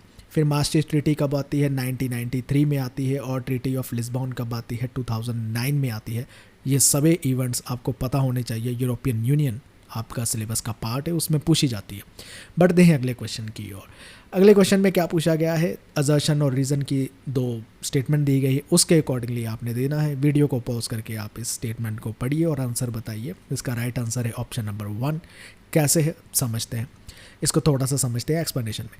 कि नियो रियलिस्ट वाले ये आर्ग्यूमेंट देते हैं, जो खास करके जब स्टेबिलिटी थ्योरी देते हैं, वो कहते हैं बाइपोलर सिस्टम जो होते हैं वो ज़्यादा स्टेबल होते हैं। वही दूसरी ओर मल्टीपोलर सिस्टम जो है ज़्यादा स्टेबल नहीं होते, अनस्टेबल होते हैं। बाइपोलर सिस्टम क्यों स्टेबल होते हैं और क्यों जो है वो वार ज़्यादा नहीं करवाएंगे, पीस रखेंगे, वो इसलिए कहते हैं क्योंकि बाइपोलर का मतलब क्या है, 2 ग्रेट पावर होगी। 2 ग्रेट पावर होगी तो मिसकैलकुलेशन के चांसेस भी कम हो जाएंगे। मिसकैलकुलेशन के चांसेस कम हो जाएंगे तो ईजिली ऑपरेट कर पाएंगी। जैसे कि कोल्ड वार के टाइम पर हुआ था कि कोल्ड वार ही रह जाता है, हॉट वार नहीं बनता, यानी वर्ल्ड वार 3 हमें देखने को दिखाई नहीं देता है। तो बाइपोलर ज़्यादा स्टेबल होगा। वहीं मल्टीपोलैरिटी आप देख लीजिए, मल्टीपोलैरिटी में क्या है, बहुत सारी ग्रेट पावर होगी, यानी 2 से ज़्यादा होंगी। उसमें क्या होगा, कन्फ्लिक्ट ज़्यादा बढ़ जाएंगे, मिसकैलकुलेशन ज़्यादा बढ़ जाएगी और वार के चांसेस बढ़ जाएगी, इंस्टेबिलिटी आएगी। वर्ल्ड वार 1 और वर्ल्ड वार 2 में भी यही होता है। तो इस थ्योरी को कौन सपोर्ट करता है, नियो रियल स्टेबिलिटी थ्योरी को सपोर्ट करते हैं जॉन मर्शाइमर जैसे थिंकर। बढ़ते हैं अगले क्वेश्चन की ओर। अगले क्वेश्चन में आपसे पूछ रखा है 2 स्टेटमेंट, इनको आराम से पढ़िए और उसके अकॉर्डिंगली ऑप्शन को चूज़ कीजिए। इसका राइट आंसर है ऑप्शन नंबर 1। दोनों ही स्टेटमेंट ट्रू है। तो ये क्या है, इसको भी थोड़ा सा समझते हैं।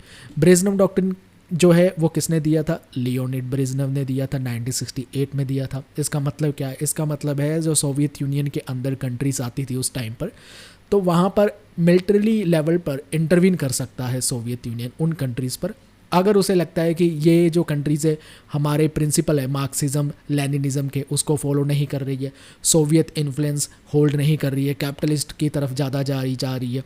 तो ये था ब्रेजनेव डॉक्ट्रिन। ब्रेजनेव डॉक्ट्रिन में कैसे शब्द आते हैं, कीवर्ड्स कैसे आते हैं वो ध्यान में रखने। लिमिटेड सॉवरेनिटी आता है, कैपिटलिस्ट रिस्टोरेशन को लेकर प्रोहिबिशन का आता है, सोवियत डोमिनेंस आता है।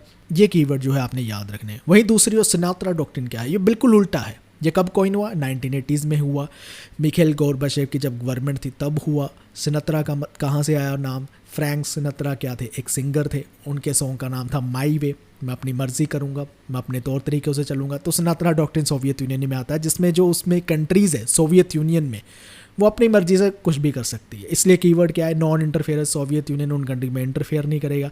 सोवरेनिटी है, वो अपने डिसीजन लेंगे। सेल्फ डिटर्मिनेशन है, ठीक है, अपनी सरकार अपने हिसाब से चला रहे हैं। रिडक्शन ऑफ सोवियत इन्फ्लुएंस है, इन्फ्लुएंस जो है सोवियत यूनियन की सरकार का उन कंट्रीज़ में कम हो जाएगा जो सोवियत यूनियन का पार्ट थे। तो ये डॉक्ट्रिन है। डॉक्ट्रिन्स को लेकर एक वीडियो अलग से चैनल पर है, आप सिंपली लिखिए foreign policy doctrines by edu seeker, YouTube पे सर्च कीजिए, वो वीडियो आ जाएगी, डिटेल में जाकर आप वहाँ से देख सकते हैं। हम बढ़ते हैं अपने अगले क्वेश्चन की ओर। इस क्वेश्चन में आपको वार दिए गए हैं और कुछ ईयर दिए गए हैं, उनको आपने मैच करना है। इसका राइट आंसर है ऑप्शन नंबर 4। इसको भी देखते हैं कि कौन सा ईयर किसके साथ मैच होता है। सबसे पहले आता है यूएस जब अफगानिस्तान पे हमला करता है 2001, यूएस इराक पे करता है 2003 में, रशिया करता है जॉर्जिया पे 2008 में, और रशिया क्रीमिया पर करता है 2014 में। ये सारे ईयर आपने याद रखने, इवेंट्स पूछे जाते होते हैं। बढ़ते हैं अगले क्वेश्चन की ओर। अगले क्वेश्चन में आपने पूछा गया है कि वो कौन सा थिंकर है जिसने वार के 3 लेवल पर एनालिसिस किया था, इंडिविजुअल, नेशनल और सिस्टमैटिक लेवल पर। इसका राइट आंसर है ऑप्शन नंबर 2, केनेथ वॉल्स ने किया था। चलिए ये भी समझ लेते हैं कि ये क्या है 3 लेवल। सबसे पहले आता है इंडिविजुअल लेवल, जिसमें आता है कि इंडिविजुअल लेवल पर डिसीजन लिए जाते हैं। ठीक है, जिसमें क्या आता है पर्सनल प्रायोरिटीज़ आ जाती है, कुछ साइकोलॉजिकल और कॉग्निटिव फैक्टर्स आ जाते हैं, फिर नेशनल लेवल आता है, वहाँ पर डिसीजन लिए जाते हैं, वहाँ स्टेट का नेचर कैसा है, गवर्नमेंट की टाइप क्या है, ब्यूरोक्रेटिक स्ट्रक्चर क्या है, उस हिसाब से डिसीजन लिए जाएंगे।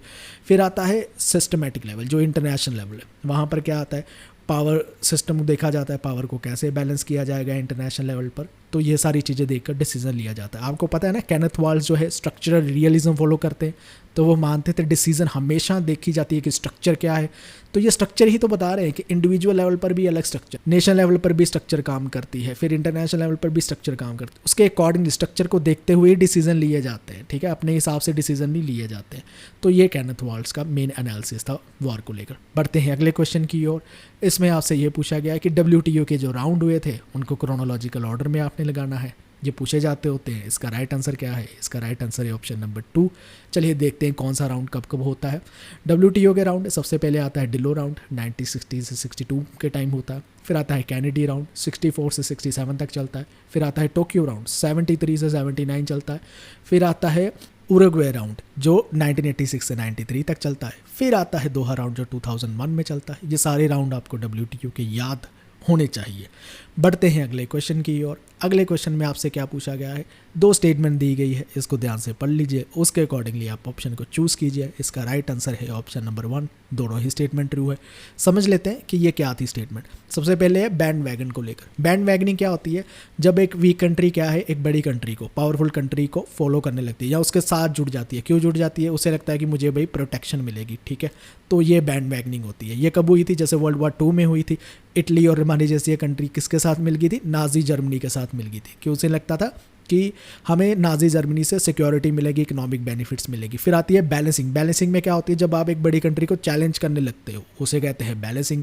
एग्जाम्पल के तौर में ले लीजिए, चाइना राइज कर रहा है तो इंडिया, जापान, ऑस्ट्रेलिया जैसी कंट्री क्या है मिलकर US के साथ चाइना को टैकल करने लगते हैं। इसे कहते हैं बैलेंसिंग, पावर को बैलेंस करने लगते हैं। तो बैलेंसिंग और बैंड वैगनिंग 2 इंटरनेशनल रिलेशन में टर्म्स यूज़ की जाती है, ये आपने समझना है कि क्या होती है। बढ़ते हैं अगले क्वेश्चन की ओर। अगले क्वेश्चन में आपको 2 स्टेटमेंट दे रखी है असर्शन रीज़न की, उसके अकॉर्डिंगली आपने ऑप्शन को चूज़ करना है। आराम से वीडियो को पॉज कीजिए, पढ़ लीजिए। इसका राइट आंसर है ऑप्शन नंबर 2। दोनों ही स्टेटमेंट ठीक है, लेकिन जो है आर जो है करेक्ट एक्सप्लेनेशन नहीं है एक ही। तो चलिए इसको भी समझ लेते हैं। तो ये क्या स्टेटमेंट थी? देखिए असर्शन वाली स्टेटमेंट ने दे रखा है कि बल्कनाइजेशन कब होती है? जब एथनिक टेंशन बढ़ जाती है किसी कंट्री में, ठीक है, एथनिक लेवल पर रॉयट्स होने के चांसेस हो जाते हैं, एथनिक लेवल पर वायलेंस बढ़ सकती है।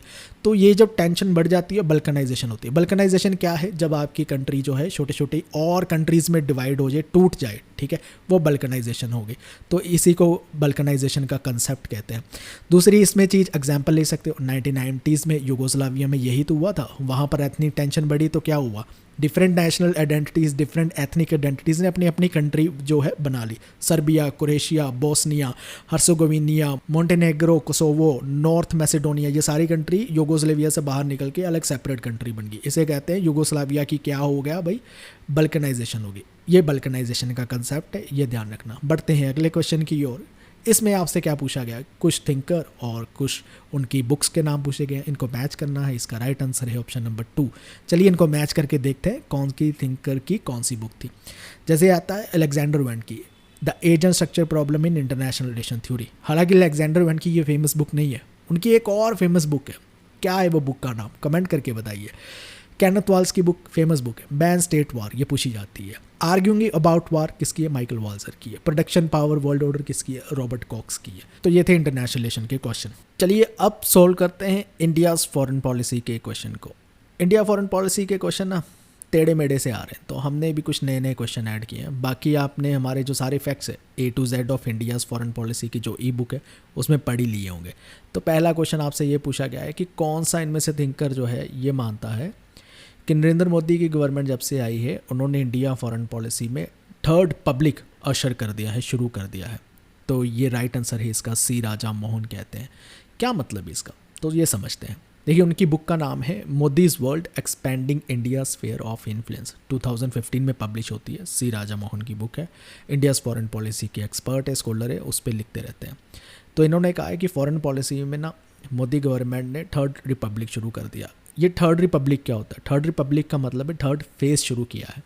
तो पहले दो फेज़ क्या थे, पहले दो रिपब्लिक क्या थे? देखिए फर्स्ट रिपब्लिक तब था जब 1947 से लेकर 1990 तक कोल्ड वार की era चलती है, उसमें नॉन अलाइनमेंट पे ज़्यादा फोकस किया जाता है। सेकेंड रिपब्लिक तब आता है जब 1990s में लिबरलाइजेशन प्राइवेटाइजेशन की पॉलिसीज़ इंडिया लेकर आता है, तो वो सेकेंड रिपब्लिक कहलाता है। लेकिन जब से मोदी गवर्नमेंट आई है, सी राजा मोहन कहते हैं, तब से थर्ड रिपब्लिक शुरू कर दिया है, जो ज़्यादा फोकस कर रहा है स्ट्रेटेजिक ऑटोनॉमी पर। बढ़ते हैं अगले क्वेश्चन की ओर। अगला क्वेश्चन भी आपको पूछा गया है अजर्शन रीजन को लेकर, और ये भी स्ट्रेटेजिक ऑटोनॉमी का ही क्वेश्चन है। तो आपने ये देखना है कौन सी स्टेटमेंट इनमें से करेक्ट है। इसका राइट आंसर है दोनों ही करेक्ट है, and R is the correct explanation of A. कैसे, इसको भी थोड़ा सा समझते हैं। देखिए इंडिया की जो स्ट्रेटेजिक ऑटोनॉमी को लेकर बात कर रहे हैं ना, तो काफ़ी टाइम से चल रही आ रही है। तो ये सिर्फ पोस्ट इंडिपेंडेंस ईरा से नहीं चली आ रही है, ये मतलब आप कह सकते हैं पोस्ट कोल्ड वार सिस्टम से भी चली आ रही है। कब से इंडिया जो है स्ट्रेटेजिक ऑटोनॉमी को प्रेफर करता आ रहा है, इसलिए कह सकते हैं कि हमारी हिस्ट्री है स्ट्रेटेजिक ऑटोनॉमी को प्रेफर करना। स्ट्रेटेजिक ऑटोनॉमी क्या है? स्ट्रेटेजिक ऑटोनॉमी का मतलब सिंपली ये है कि आप जो है इंडिपेंडेंट डिसीजन ले अपनी फॉरेन पॉलिसी में, without considering any external factor. External factor आप पर इन्फ्लुएंस ना करे, ग्रेट पावर आप पर इन्फ्लुएंस ना करे, आप खुद जो है डिसीजन ले सके इंडिया फॉरेन पॉलिसी में, वही स्ट्रेटेजिक ऑटोनॉमी है। तो यही अजर्शन रीजन की स्टेटमेंट में दे रखा था, हिस्टोरिकली चला आ रहा है और इंडिया उसको फॉलो करता है। चलिए बढ़ते हैं अब अगले क्वेश्चन की ओर। क्वेश्चन नंबर 53 है, पीस कीपिंग मिशन पूछ रखे हैं एक साइड पे, और दूसरी साइड पर कितनी कितनी इंडिया ने फोर्सेस भेजी है, कहाँ कहाँ पर मैच करना है। पीस कीपिंग को लेकर हमेशा ही उल्टे सीधे क्वेश्चन आते हैं, तो हमने भी एक अपनी तरफ से उल्टा सीधा क्वेश्चन तैयार करके आपके लिए परोसा है। तो देखिए क्या आंसर है इसका। राइट आंसर है ऑप्शन नंबर 3। तो ये देख लेते हैं कि कहाँ कहाँ पर हो रहे हैं। डेमोक्रेटिक रिपब्लिक ऑफ कॉन्गो में हो रहा है, 1971 फोर्सेस उसमें भेजी गई थी। लेबनन में हो रहा है, 80-90 फोर्सेस भेजी गई। साउथ सुडान में हो रहा है, 2426 फोर्सेस भेजी गई। सीरिया में हो रहा है, 200 फोर्सेस भेजी गई। तो पीस कीपिंग मिशन को लेकर उल्टे सीधे क्वेश्चन आते रहते हैं, एक हमारी तरफ से भी। बढ़ते हैं अगले क्वेश्चन की ओर। ये क्वेश्चन आपसे पूछा गया है कि इंडिया में कौन सा थिंक टैंक है जो राइजनर डायलॉग करवाता है। इसका राइट आंसर है ORF, ऑब्जर्वर रिसर्च फाउंडेशन कराती है। तो चलिए इसको भी थोड़ा सा समझ लेते हैं। ORF क्या है? ऑब्जर्वर रिसर्च फाउंडेशन है, एक थिंक टैंक है जो इंडिया की जियो पॉलिटिक्स, जियो इकोनॉमिक्स पर काम करता है। तो ये राइजनर डायलॉग इन्होंने होल्ड करवाना शुरू कराया। ORF कब बनती है? 90s में बनती है। ये अब डायलॉग क्या है? ये 2016 में शुरू हुआ था। इसने क्या किया था? इसमें डिफरेंट जो गवर्नमेंट के से लोग आते हैं, बिजनेस से, एकेडमिया से, मीडिया से, वो एक कॉन्फ्रेंस करवाती है। उस कॉन्फ्रेंस का नाम है राइजनर डायलॉग। तो 2023 में भी राइजनर डायलॉग हुआ। वो क्या था? 8th एडिशन था, अब तक का 8वां हो चुका है ये कॉन्फ्रेंस, ठीक है। और ये इसका थीम क्या रहा है? इसका थीम रहा है provocation, uncertainty, turbulence, light house in the Tempest. ये इसका थीम रहा है। ऐसे डायलॉग भी आपसे पूछे जा सकते हैं। बढ़ते हैं अगले क्वेश्चन की ओर। अगला क्वेश्चन है कि इंडिया की एंगेजमेंट जो ग्लोबल साउथ में रही है, उनमें से ये जो इवेंट्स या प्रोग्राम दे रखे हैं, कौन सी इनमें से करेक्ट है जो ग्लोबल साउथ के लिए है? इसका राइट आंसर है ये सभी करेक्ट है। तो ये क्या क्या है इसको भी देख लेते हैं। देखिए सबसे पहले तो ग्लोबल लेवल पर जो इनिशिएटिव ली है एंगेजमेंट के लेवल पर कि इंडिया ने की है, वो है नॉन अलाइनमेंट मूवमेंट आ जाती है, 1961 से चल रही है। G77 ग्रुप है जो 1964 में फॉर्म होता है। ये सारी चीज़ें क्या करती है? इंडिया की ग्लोबल साउथ कोऑपरेशन का पार्ट है। फिर और भी ग्लोबल साउथ इनिशिएटिव इंडिया ने लिए, जैसे वैक्सीन मैत्री प्रोग्राम, कोविड-19 के टाइम वैक्सीन प्रोवाइड कराना, ठीक है। और दूसरी चीज़ इसमें आ जाती है Indian technical and economic cooperation programme जो 1964 से चल रहा है। एक और है human assistance and disaster relief, जिसे HADR कहते हैं, जो डिज़ास्टर मैनेजमेंट डिप्लोमेसी में आ जाता है। ये सारे क्या है? इंडिया ग्लोबल साउथ कोऑपरेशन का पार्ट है। अगले क्वेश्चन की ओर बढ़ते हैं। इसमें आपसे कुछ मिलिट्री ऑपरेशन पूछे गए हैं और कब, किस प्राइम मिनिस्टर के टाइम पर ये इनिशिएट किए गए थे। राइट आंसर है ऑप्शन नंबर 3। इसको भी देख लेते हैं एक्सप्लेनेशन में। सबसे पहले आता है ऑपरेशन विजय, जो प्राइम मिनिस्टर जवाहरलाल नेहरू के टाइम पर हुआ। फिर ऑपरेशन शक्ति वाजपेयी के टाइम पर, ऑपरेशन कैक्टस राजीव गांधी के टाइम पर, ऑपरेशन स्माइलिंग बुद्धा इंदिरा गांधी के टाइम पर, जो न्यूक्लियर टेस्ट को लेकर था। अगले क्वेश्चन की ओर बढ़ते हैं। अगले क्वेश्चन में आपसे पूछा गया है कि इंडियन डायस्पोरा को लेकर गवर्नमेंट ऑफ इंडिया ने कौन सी स्कीम और इनिशिएटिव इनमें से चलाए हैं। इसका राइट आंसर है ऑप्शन नंबर 4, ये सभी चलाए हैं। ये क्या है? डायस्पोरा को लेकर भी कभी कभी क्वेश्चन पूछे जाते हैं, तो वो भी देख लेते हैं। तो मेजर गवर्नमेंट इनिशिएटिव कौन कौन से हैं? एक है KIP क्या है? 2003 से चल रहा है। इंडियन जो डायस्पोरा यूथ थे 18 से लेकर 30 की उम्र तक के, उनके साथ कनेक्ट करने की कोशिश की गई है, ताकि उनको आर्ट, हेरिटेज एंड कल्चर जो इंडिया का है उसके बारे में जानकारी दी जाए, एक्सपोजर दिया जाए। फिर एक और है महात्मा गांधी प्रवासी सुरक्षा योजना। इसमें क्या है, जो इंडियन ओवरसीज़ वर्कर होते हैं, OIW जिन्हें कहते हैं, तो उनको हेल्प करने के लिए ये प्रोग्राम चलाया गया। फिर आता है स्टडी इंडिया प्रोग्राम। इसमें जो foreign citizen of Indian origin है, ओवरसीज़ इंडियन यूथ जो वहाँ पर पैदा हुए हैं लेकिन है कहीं ना कहीं उनके रूट इंडिया से कनेक्ट है, तो उनके लिए ये प्रोग्राम है। 18 से 26 साल की उम्र में जो यूथ थे उनके लिए समर स्कूल्स या कुछ कोर्सेज चलाए जाते हैं, ताकि इंडिया की art and culture, heritage, history के साथ जुड़ सके। फिर आती है प्रवासी भारतीय दिवस कनेक्शन। ये 2015 से चल रहा है और 2 साल में एक बार कराया जाता है। तो बेसिकली ये क्यों करवाया जाता है, ताकि इंडियन डायस्पोरा के साथ जो है इंडिया के कुछ stakeholders, policy maker, expert connect हो सके। तो 17th PBD कन्वेंशन हुई थी, जिसका थीम रखा इन्होंने diaspora reliable partners for India's progress in Amritkaal. और हिंदी मीडियम के जो स्टूडेंट है वो भी इसकी हिंदी ट्रांसलेशन देख सकते हैं, पॉज करके पढ़ सकते हैं। बढ़ते हैं अगले क्वेश्चन की ओर। 58th क्वेश्चन है आपका, और इसमें आपसे पूछा गया है कि गवर्नमेंट ऑफ इंडिया ने कौन सा इनिशिएटिव लिए हैं जो हेल्पिंग हैंड, मदद करने के लिए कौन से इनिशिएटिव लिए हैं जो लोग बाहर रह रहे हैं। तो इसका राइट आंसर है मदद। ठीक है, इसका नाम ही मदद पोर्टल है। तो क्या है ये मदद पोर्टल, इसको थोड़ा सा समझ लेते हैं। मदद पोर्टल क्या है, 2015 में शुरू किया गया। इसको कहा जाता online counsellor service management system. तो गुड गवर्नेंस के इनिशिएटिव के अंदर ही ये मदद आता है 2015 में, जो अब्रॉड रह रहे हैं लोग हैं उनकी हेल्प करने के लिए है। कुछ और भी इनिशिएटिव है, ई सेवा है जो जुलाई 2020 में लॉन्च किया जाता है। OCI कार्ड स्कीम है जो अगस्त 2005 में किया जाता है। पासपोर्ट सेवा प्रोग्राम है जो टाटा कंसल्टेंसी सर्विस यानी हमारी जो TCS कंपनी है इंडिया की, उसके साथ मिलकर पासपोर्ट सेवा जारी की जाएगी। इसमें चार्टबॉट, AI जैसी या बिग डाटा जैसी टेक्नोलॉजी को यूज़ किया जाएगा। अब ये चल रहा है, वैसे जुलाई 2023 में इम्प्लीमेंट हो जाएगा, ताकि पासपोर्ट जो बनाने की सुविधा है वो और भी अच्छी हो जाए। तो जो हिंदी मीडियम के स्टूडेंट्स हैं वो भी इसकी व्याख्या देख सकते हैं, एक्सप्लेनेशन, इसको पॉज करके पढ़ सकते हैं। बढ़ते हैं अगले क्वेश्चन की ओर। अगले क्वेश्चन में आपसे ये पूछा गया है कि गुजराल डॉक्ट्रिन को लेकर इनमें से कौन सी स्टेटमेंट करेक्ट है। आप आराम से इन स्टेटमेंट्स को पढ़ लीजिए और जहाँ वीडियो को पॉज कर लीजिए। इसका राइट आंसर है ऑप्शन नंबर 4। तो ये सारी स्टेटमेंट करेक्ट है। तो देख लेते हैं कैसे। सबसे पहले आता है कि गुजराल डॉक्ट्रिन का मतलब यही है कि हमारे जो इमीडिएट नेबर है, पाकिस्तान, बांग्लादेश, नेपाल, श्रीलंका, ऐसे जो इमीडिएट नेबर है, इनके साथ अगर इंडिया कुछ दे भी देता है अपनी तरफ से, तो ज़रूरी नहीं कि उसके एक्सपेक्ट में वो वापस भी चाहे।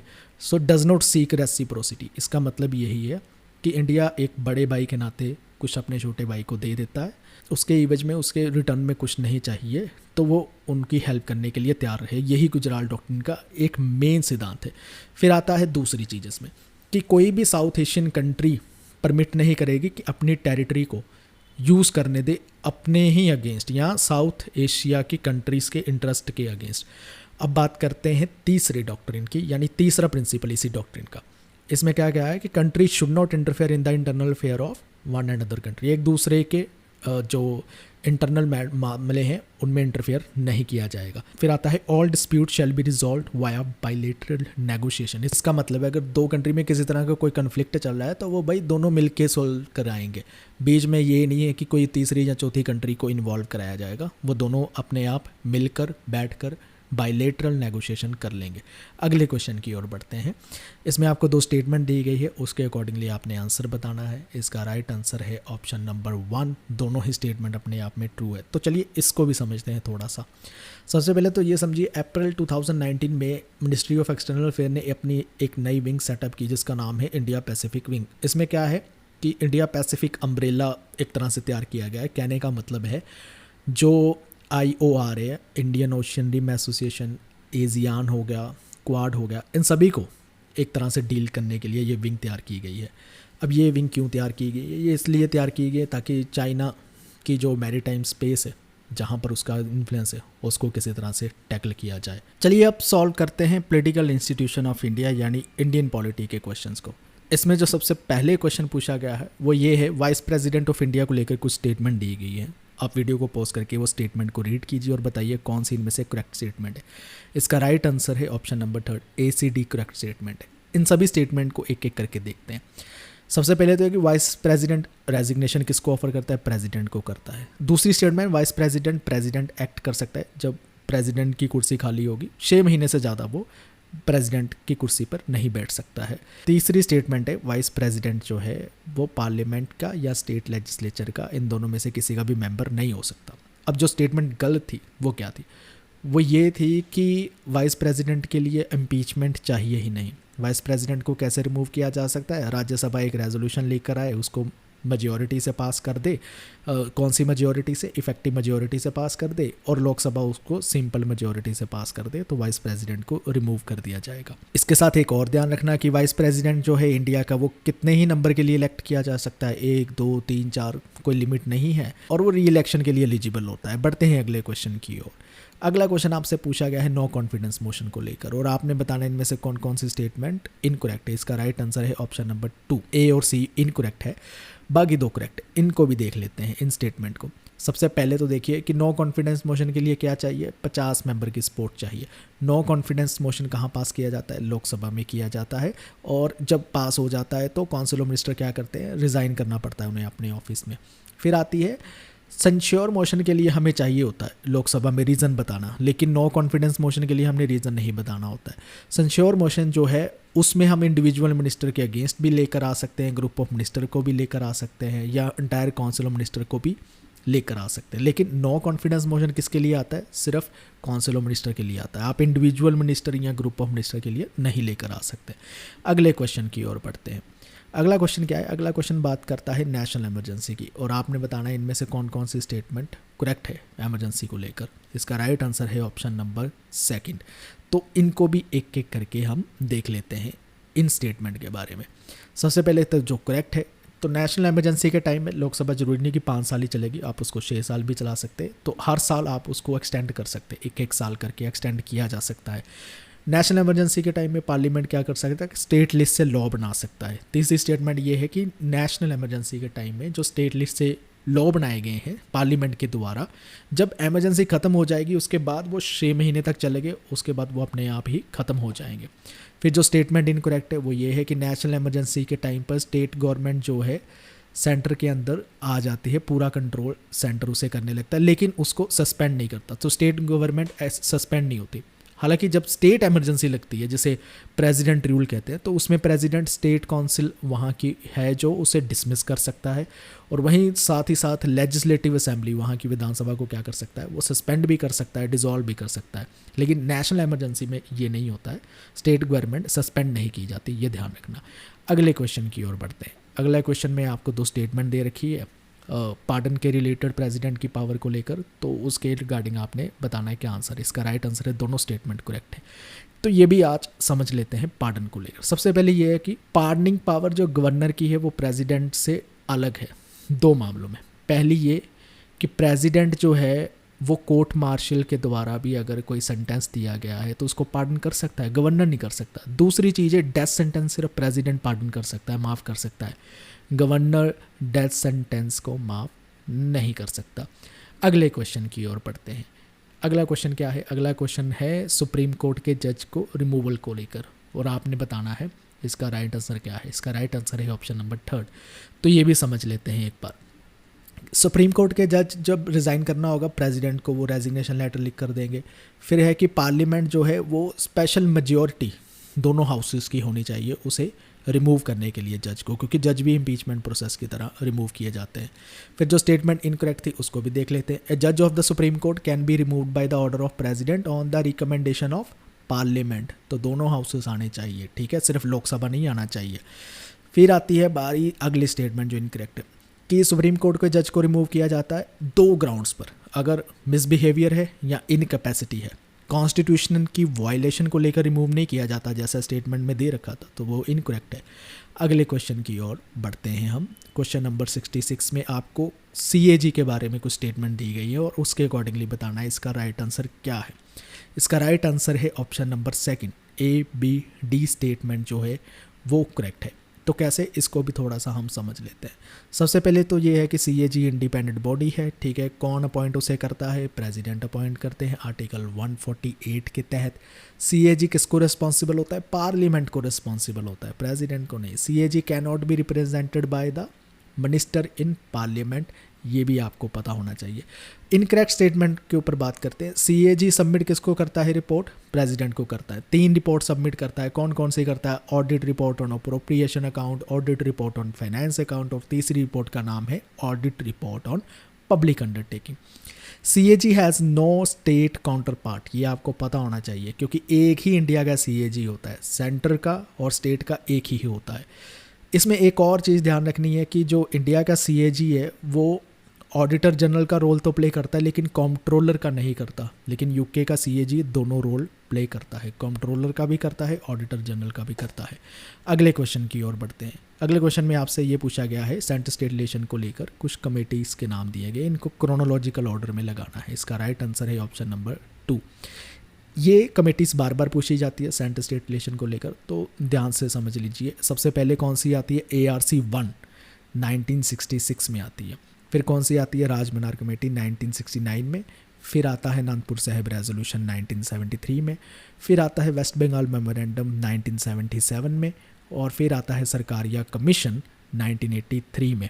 और देन लास्ट में आता है पुंछी कमीशन 2007 में। बस यही है, इसको याद कर लीजिए, एक बार पॉज कर लीजिए, दोबारा देख लीजिए ताकि आपको अपने नोट्स या बुक खोलने की ज़रूरत ना पड़े और ये दिमाग में बस जाए। बढ़ते हैं अगले क्वेश्चन की ओर। अगले क्वेश्चन में क्या पूछा गया है आपसे? स्टेटमेंट है इंटर स्टेट रिलेशंस को लेकर और आपने बताना इनमें से कौन सी स्टेटमेंट करेक्ट है। इसका राइट आंसर है ऑप्शन नंबर 4। इनमें से सारी स्टेटमेंट जो है गलत दे रखी है, तो ये सारी स्टेटमेंट गलत दे रखी है। फिर करेक्ट क्या है? करेक्ट स्टेटमेंट आप देख लीजिए। आर्टिकल 262 के तहत जो इंटर स्टेट वाटर डिस्प्यूट होगी वो रिजॉल्व की जाएगी, कोई एक टेम्परेरी ट्रिब्यूनल, अडहॉक ट्रिब्यूनल तैयार किया जाएगा, सुप्रीम कोर्ट नहीं करेगी। फिर आर्टिकल 263 कहता है कि प्रेसिडेंट अपॉइंट करेगा इंटर स्टेट काउंसिल, ठीक है। और फर्स्ट इंटर स्टेट काउंसिल कब आती है? 1990 में आती है। कौन सरकार लेकर आती है? VP सिंह गवर्नमेंट लेकर आती है।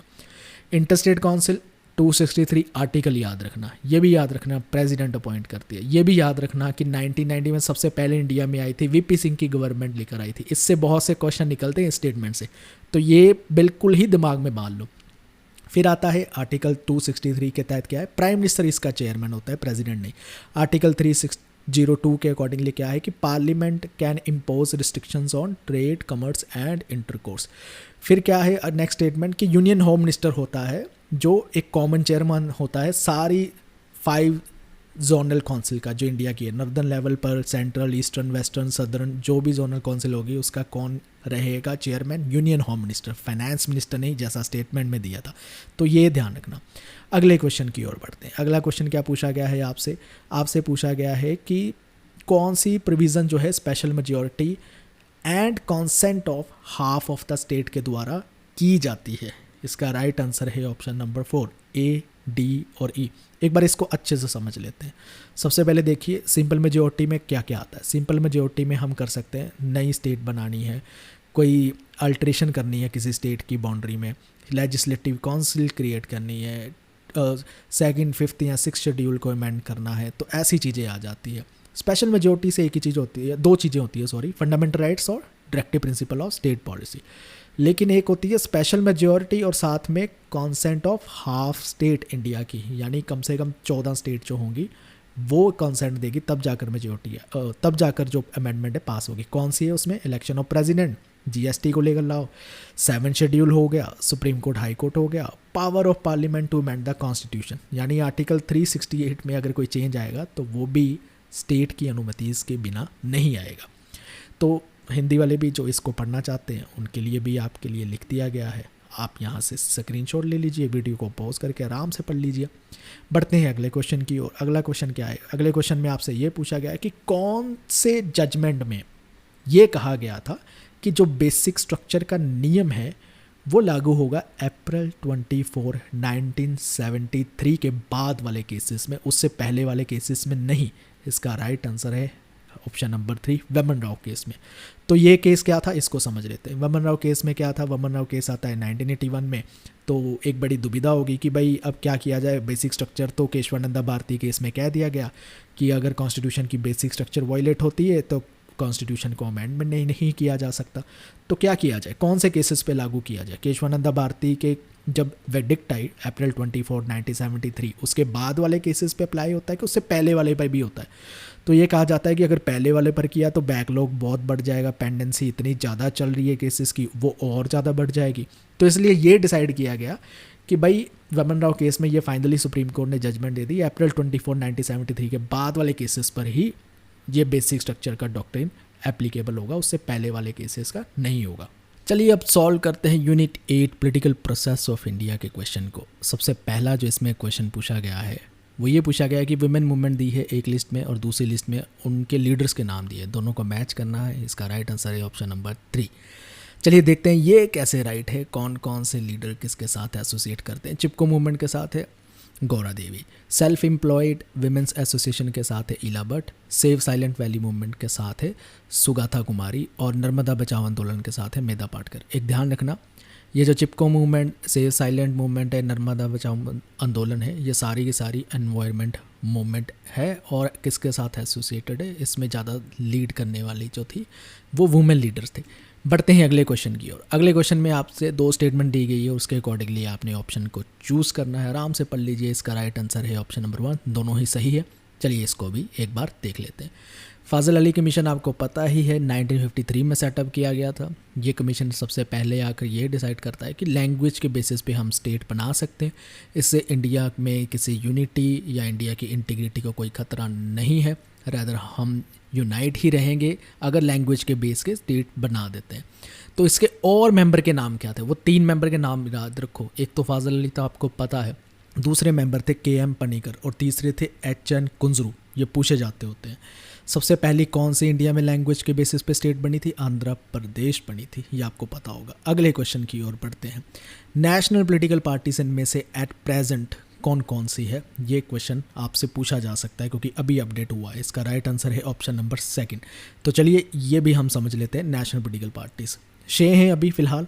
Indian national Congress, Bharatiya Janata party यानी BJP, फिर आती है CPI मार्क्सिस्ट, ये गलती मत करना, CPI मार्क्सिस्ट, ठीक है, ये है national party. Bahujan Samaj party, the national people party और फिर आती है आम आदमी पार्टी। ये 6 नेशनल पार्टी है। रैपिड फायर विजन की बुक में हमने इसको भी अपडेट कर दिया, वहाँ से पढ़ सकते हो डिटेल में, इसके सिंबल सारी चीज़ें वहाँ पर दे रखी है। अगले क्वेश्चन की ओर बढ़ते हैं। अगले क्वेश्चन क्या है? अगला क्वेश्चन है आपको कुछ पेयर मैच करने हैं, डेट्स मैच करनी है मूवमेंट की। तो देखिए कौन सी करेक्ट है। इसका राइट आंसर है ऑप्शन नंबर 3। तो चलिए इनको भी देख लेते हैं। सबसे पहले क्या आता है? नायर मूवमेंट, ये दलित मूवमेंट से बेसिकली 1861 में आती है। डिप्रेस क्लासेस मूवमेंट 1924 में आती है। सेल्फ रिस्पेक्ट मूवमेंट 1925 में आती है। सत्यशोधक मूवमेंट 1873 में आती है। क्वेश्चन में बस जो सेकंड और थर्ड मूवमेंट है उसकी डेट को इंटरचेंज कर दिया गया था आपको कंफ्यूज करने के लिए। अगले क्वेश्चन की ओर बढ़ते हैं। अगला क्वेश्चन क्या है? अगला क्वेश्चन है ट्रेड यूनियन को लेकर है। आपने इनको क्रोनोलॉजिकल ऑर्डर में लगाना है। इसका राइट आंसर है ऑप्शन नंबर 2। कैसे, वो भी देख लेते हैं। सबसे पहले कौन सी आती है? All India trade union Congress बनती है 1920 में। फिर बनती है Indian national trade union Congress, वो 1947 में बनती है। फिर हिंद मजदूर सभा कब बनती है? 1948 में। फिर बनती है भारतीय मजदूर संघ 1955 में। ये ट्रेड यूनियन की मूव, तो ये डेट्स भी आप याद रख लेना। अगले क्वेश्चन की ओर बढ़ते हैं। अगले क्वेश्चन में आपसे पूछा गया है इनमें से कौन सा थिंकर है सबल्टर्न स्कूल से बिलोंग करते हैं? इसका राइट आंसर है ऑप्शन नंबर 3। तो सबल्टर्न स्कूल में से कौन कौन से बिलोंग करते थिंकर, उनकी लिस्ट ये रही। रंजीत कुआ है, गायत्री स्पिवाक चक्रवर्ती है, डेविड आर्नल्ड है, गौतम भादरा है, दिपेश चक्रवर्ती, पार्था चटर्जी, डेविड हार्दीमैन और ज्ञानेंद्र पांडे, ये सभी है। सबल्टर्न स्कूल क्या करता? सबल्टर्न स्कूल हिस्ट्री लिखता है फ्रॉम बिलो। फ्रॉम बिलो का मतलब है वो हिस्ट्री जो इग्नोर कर दी गई, मार्जिनलाइज सेक्शन की हिस्ट्री लिखता है। लेबर क्लास होगी, नीची जात के लोग होंगे, ठीक है, तो उनकी हिस्ट्री लिखता है। राजे महाराजाओं की हिस्ट्री नहीं लिखता, ये है सबल्टर्न स्कूल करता। तो सबल्टर्न स्कूल का ये जो सबल्टर्न वर्ड है ये किसने कॉइन किया है? एंटोनियो ग्राम्शी ने किया है, ये भी ध्यान रखना। अगले क्वेश्चन की ओर चलते हैं। अगला क्वेश्चन क्या है? पार्टी दी है पॉलिटिकल पार्टीज और एक साइड पे उनके सिंबल दिए, इनको मैच करना है। इसका राइट आंसर है ऑप्शन नंबर 1। इनको भी देख लीजिए, ये भी आजकल बहुत पूछा जाता है।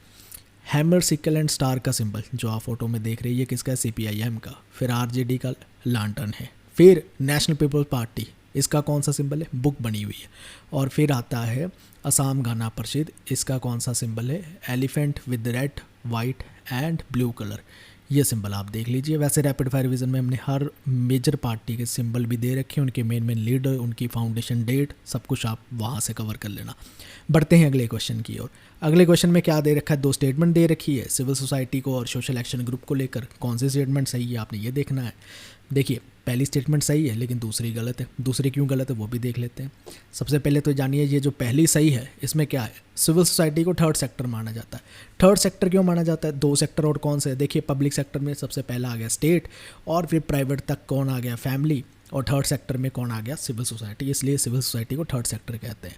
सोशल एक्शन ग्रुप जो है पब्लिक और पीपल सेंटर्ड दोनों होते हैं। तो क्वेश्चन में आपको क्या लिखा गया, सिर्फ पब्लिक सेंटर्ड होते हैं। ठीक है, पब्लिक और पीपल सेंटर्ड दोनों होते हैं, क्योंकि पब्लिक लेवल पर क्या देखते हैं, पब्लिक पॉलिसीज़ को देखते हैं। पीपल सेंटर्ड क्या है कि लोगों का भी एटीट्यूड जो है चेंज करने की कोशिश की जाती है, उन्हें भी एम्पावर किया जाता है, खासकर मार्जिनलाइज सेक्शन को।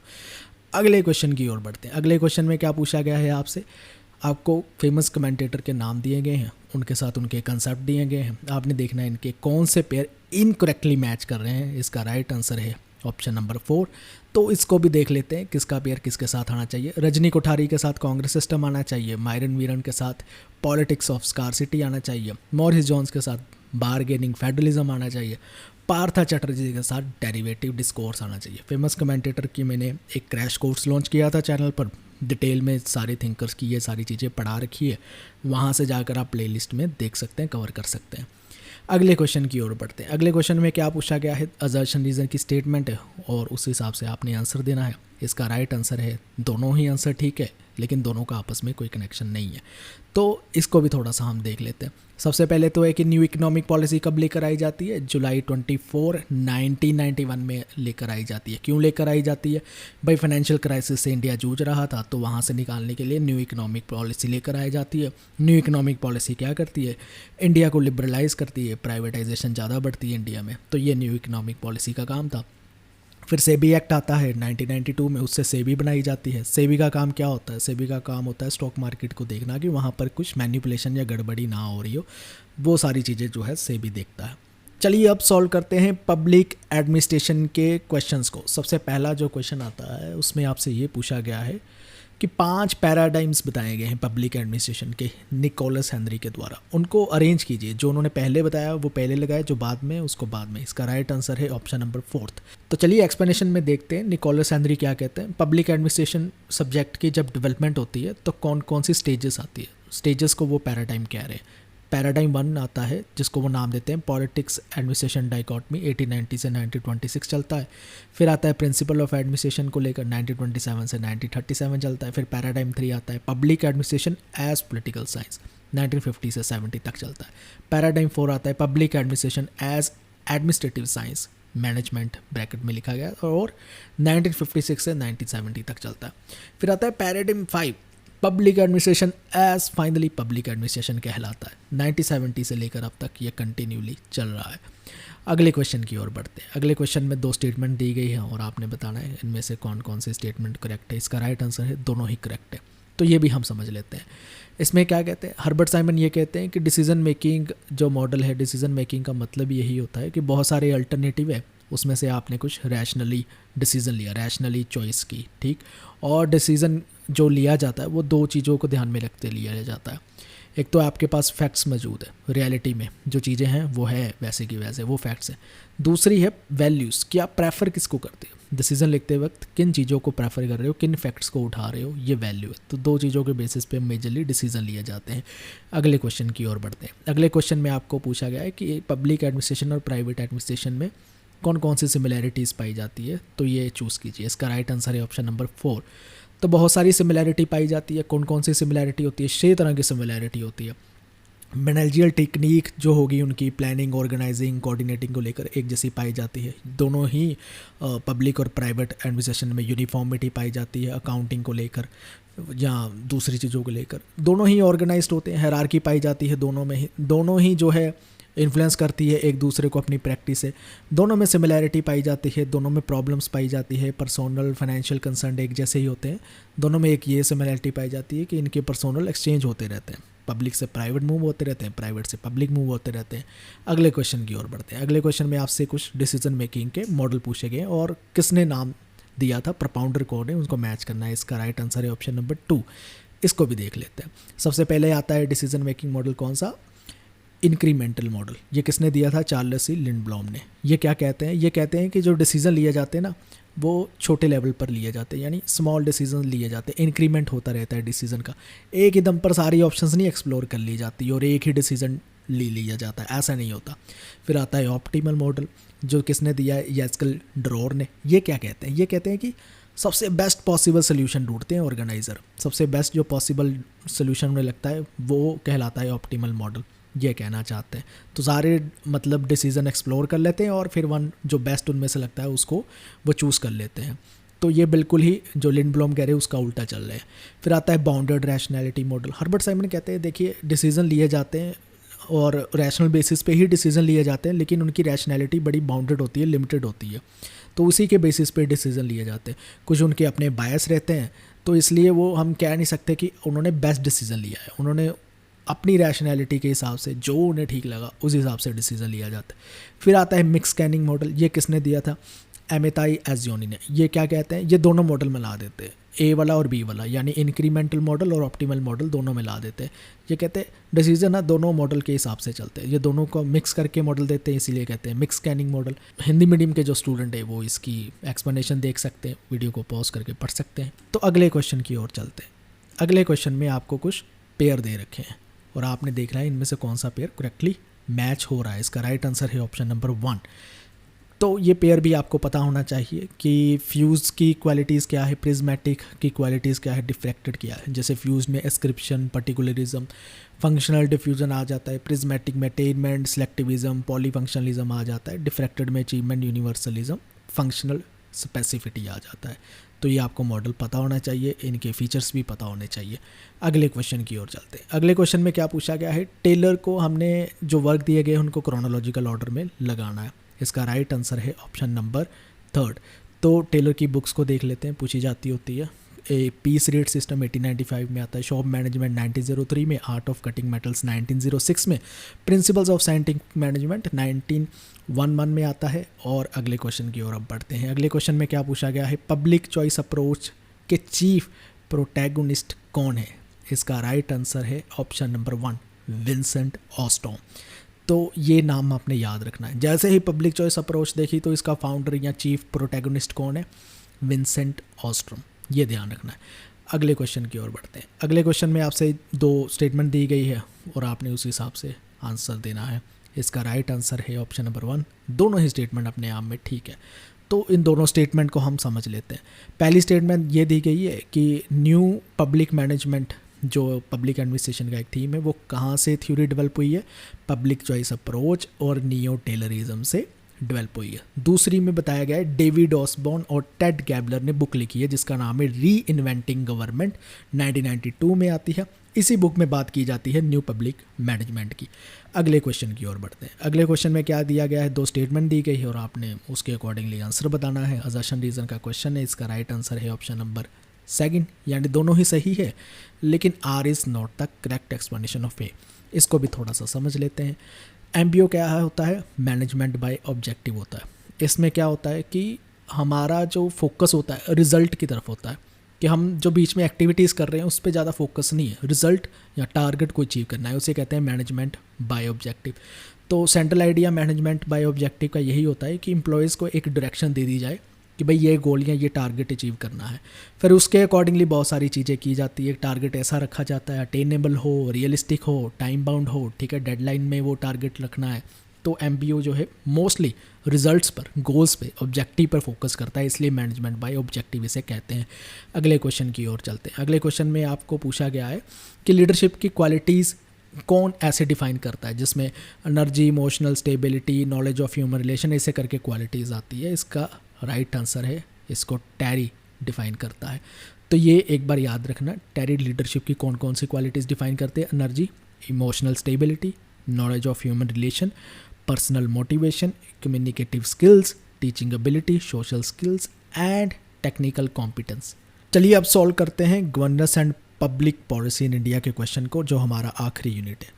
और इसका जो पहला क्वेश्चन है, कुछ स्टेटमेंट दी गई है गुड गवर्नेंस को लेकर और आपने बताना है इनमें से कौन कौन सी स्टेटमेंट करेक्ट है। इसका राइट आंसर है ऑप्शन नंबर 1, एक एक करके सभी स्टेटमेंट को देखते हैं एक्सप्लेनेशन में। सबसे पहले तो कंसेप्ट ऑफ गुड गवर्नेंस कब प्रोमिनेंट होता है, कब सिग्निफिकेंट होता है? 1990s में, जब World Bank 2 influential report publish करता है। पहली रिपोर्ट का टाइटल क्या था? Sub Saharan Africa from crisis to sustainable growth, 1989 में पब्लिश होती है। इसमें यह कहा गया है कि सब सहारन अफ्रीका जैसी कंट्री जो चैलेंजेस फेस कर रही है वो ठीक हो सकते हैं अगर हम गवर्नेंस ठीक कर दें, गुड गवर्नेंस वहाँ पर ले आए। दूसरी रिपोर्ट का नाम था गवर्नेंस एंड डेवलपमेंट, ये 1992 में पब्लिश की जाती है। इस रिपोर्ट में वर्ल्ड बैंक ये कहता है कि सिर्फ अफ्रीका जैसी कंट्री को गुड गवर्नेंस की ज़रूरत नहीं है, और कंट्रीज़ को भी, जो other part of region of the world है, वहाँ पर भी गुड गवर्नेंस की ज़रूरत है। इसके साथ याद रखना, यूनाइटेड नेशन रिकमेंड करता है गुड गवर्नेंस के 8 पॉइंट्स, वर्ल्ड बैंक नहीं, यूनाइटेड नेशन। वो 8 पॉइंट्स गुड गवर्नेंस की जो क्वालिटीज़ बताती है, कौन कौन सी है, फीचर कौन कौन से, वो याद रखने हैं। पहला है पार्टिसिपेटरी, दूसरा ट्रांसपेरेंसी, तीसरा रूल ऑफ लॉ, चौथा रेस्पॉन्सिवनेस, पांचवा कंसेंसस ओरिएंटेड, छठवां इक्विटी एंड इंक्लूसिवनेस, सातवां इफेक्टिवनेस एंड एफिशिएंसी, आठवां अकाउंटेबिलिटी। ये एक्सप्लेनेशन की जो आप स्लाइड स्क्रीन पे देख रहे हो, इसमें से बहुत सारे क्वेश्चन बन रहे हैं, तो बहुत ध्यान से गुड गवर्नेंस का पढ़ना। बस इतना ही पढ़ लोगे ना, गुड गवर्नेंस का कंसेप्ट हो गया आपका। बढ़ते हैं अगले क्वेश्चन की ओर। अगले क्वेश्चन में क्या कहा गया है? कुछ ई गवर्नेंस इनिशिएटिव लिए गए हैं, कौन कौन से ईयर में लिए गए हैं वो आपने बताने हैं। इसका राइट आंसर है ऑप्शन नंबर 1। इसको भी एक्सप्लेनेशन में देख लेते हैं। सबसे पहला इंफॉर्मेशन टेक्नोलॉजी एक्ट आता है 2000 में, national institute for smart government 2002 में बनता है। फिर आता है national task force on information technology and software development, ये 1998 में आती है। नेशनल ई गवर्नेंस प्लान कब आता है? 2006 में, ये ध्यान रखना। अगले क्वेश्चन की ओर चलते हैं। अगले क्वेश्चन में क्या किया गया है? 2 स्टेटमेंट दी गई है और उसके अकॉर्डिंगली आपने आंसर देना है। ध्यान से पढ़ लीजिए इन स्टेटमेंट को, फिर मैं एक्सप्लेन करूंगा। इसका राइट आंसर है दोनों ही स्टेटमेंट ठीक है। तो क्या है ये स्टेटमेंट, क्या कह रही थी?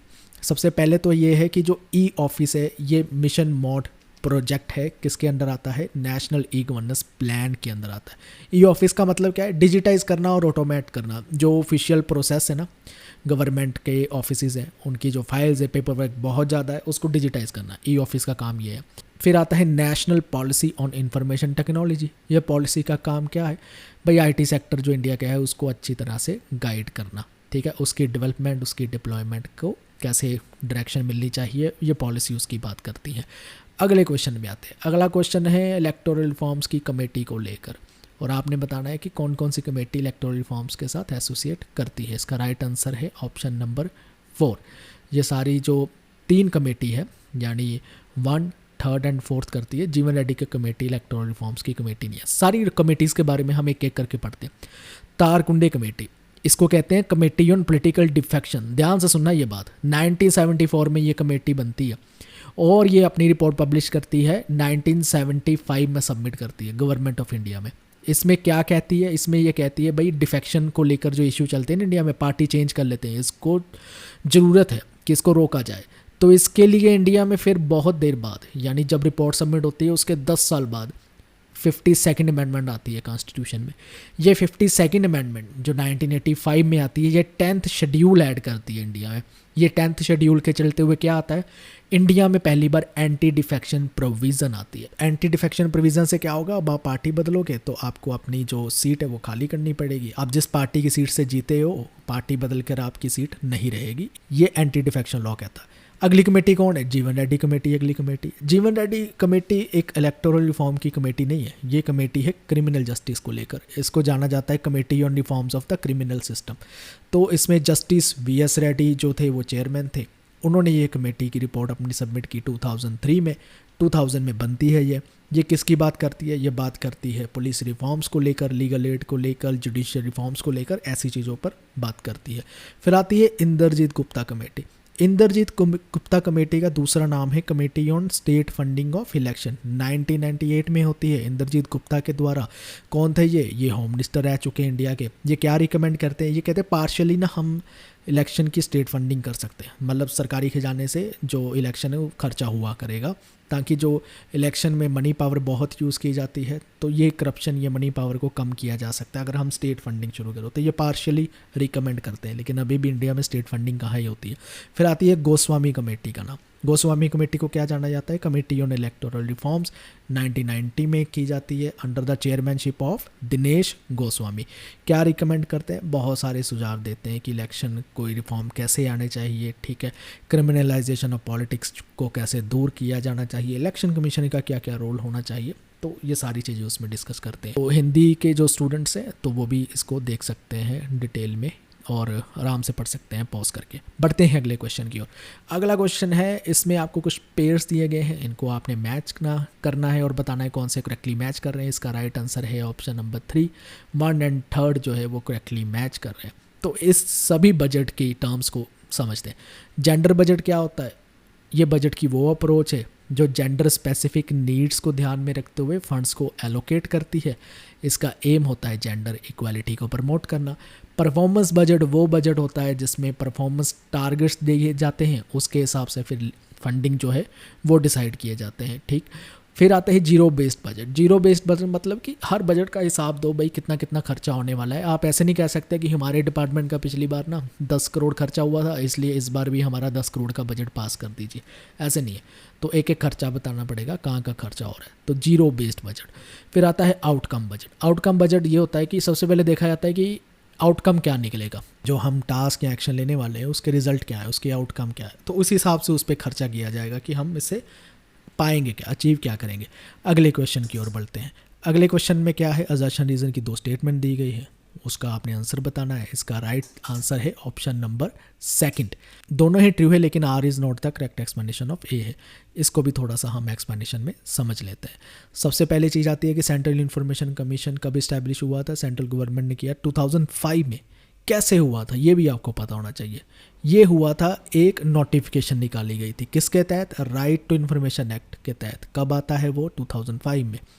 आरटीआई जो कौन इंट्रोड्यूस करता है? सेकंड रिफॉर्म कमीशन लेकर आता है। सेकंड रिफॉर्म कमीशन 15 अपनी रिपोर्ट सबमिट करता है, उनमें से एक रिपोर्ट का नाम था right to information, master key to good governance was among of them, ठीक है। तो ये एक रिपोर्ट का नाम था, उससे चलते हुए राइट टू इन्फॉर्मेशन आता है। अगले क्वेश्चन की ओर बढ़ते हैं। अगले क्वेश्चन में आपको अशोक मेहता कमेटी की कुछ रिकमेंडेशंस दी गई है और आपने बताना है इनमें से कौन सी रिकमेंडेशन करेक्ट है। इसका राइट आंसर है ऑप्शन नंबर 4, यानी 1, 3 और 4 स्टेटमेंट करेक्ट है। लेकिन सेकंड जो दे रखी ना कि पंचायत समिति should be the adjective body and जिला परिषद should be the advisory body, ये गलत है। तो अशोक मेहता कमेटी ने बहुत सारी रिकमेंडेशन दी है, उनकी पूरी लिस्ट जो मैंने यहाँ पर तैयार की है आराम से आप पढ़ सकते हो, ठीक है। नहीं तो आप PDF मिल जाएगी, वहाँ से आराम से पढ़ लेना। अगले क्वेश्चन की ओर बढ़ते। अगले क्वेश्चन में आपको गवर्नमेंट स्कीम्स दे रखी है, उन गवर्नमेंट स्कीम्स को कौन सी मिनिस्ट्री मैनेज कर रही है, इनको मैच करना है। इसका राइट आंसर है ऑप्शन नंबर 3। तो चलिए इसको भी देख लेते हैं। सबसे पहले आती है PM स्वनिधि, ये ministry of housing and urban affair जो मैनेज करती है। फिर आती है startup India seed fund scheme, किसके अंतर्गत है? Union ministry of commerce and industry. फिर आती है PM पोषण, मिनिस्ट्री ऑफ एजुकेशन के अंदर। फिर आती है PM Kusum, ministry of new and renewable energy के अंदर। अगले क्वेश्चन को पढ़ते हैं। अगले क्वेश्चन में 2 स्टेटमेंट दी गई है और आपने बताना है इनमें से कौन कौन सी स्टेटमेंट करेक्ट है। इसका राइट आंसर है ऑप्शन नंबर 3, यानी स्टेटमेंट 1 ही सही है, दूसरी सही नहीं है। उत्तर प्रदेश नहीं, क्योंकि इसका आंसर है महाराष्ट्र। तो चलिए इसको भी देखते हैं। वर्ड लोकपाल LM सिंघवी ने कॉइन किया, 1963 में किया। ये संस्कृत वर्ड का वहाँ से कॉइन किया गया है, वहाँ से ड्राइव किया गया है, प्रोटेक्टर ऑफ द पीपल, तो लोकपाल उसे कहते हैं। महाराष्ट्र इंडिया की पहली स्टेट है जो लोकायुक्त लेकर आती है, 1971 में लेकर आती है। लोकायुक्त क्या होता है? स्टेट लेवल पर लोकायुक्त होता है, आपको पता है, और सेंट्रल लेवल पर लोकपाल होता है। तो चलिए बढ़ते हैं अगले क्वेश्चन की ओर। अगला क्वेश्चन और लास्ट क्वेश्चन आज का, उसमें आपसे पूछा गया है कंज्यूमर प्रोटेक्शन एक्ट के तहत कितने टाइप के राइट्स जो है मेंशन किए गए हैं वहाँ पर। इसका राइट आंसर है ऑप्शन नंबर 1, 6 राइट्स जो है वहाँ पर मेंशन किए गए हैं। वो 6 राइट्स कौन से, वो आपको पता होना चाहिए, जैसे right to safety, right to choose, right to be informed, right to consumer education, right to be heard and right to seek compensation. ये 6 राइट्स की वो बात करता है, आपको सभी पता होने चाहिए। इसी के साथ आज के 100 क्वेश्चन पूरे होते हैं हमारे। इस वीडियो को देखने के लिए आपका बहुत बहुत धन्यवाद, और JRF नेट एग्ज़ाम के लिए मेरी तरफ से और हमारी पूरी एजुसीकर की टीम की तरफ से ऑल द बेस्ट। बहुत अच्छे से देकर आइए और JRF लेकर आइए हमारे लिए। बहुत जल्द मिलते हैं अच्छे रिजल्ट्स के साथ। Thank you.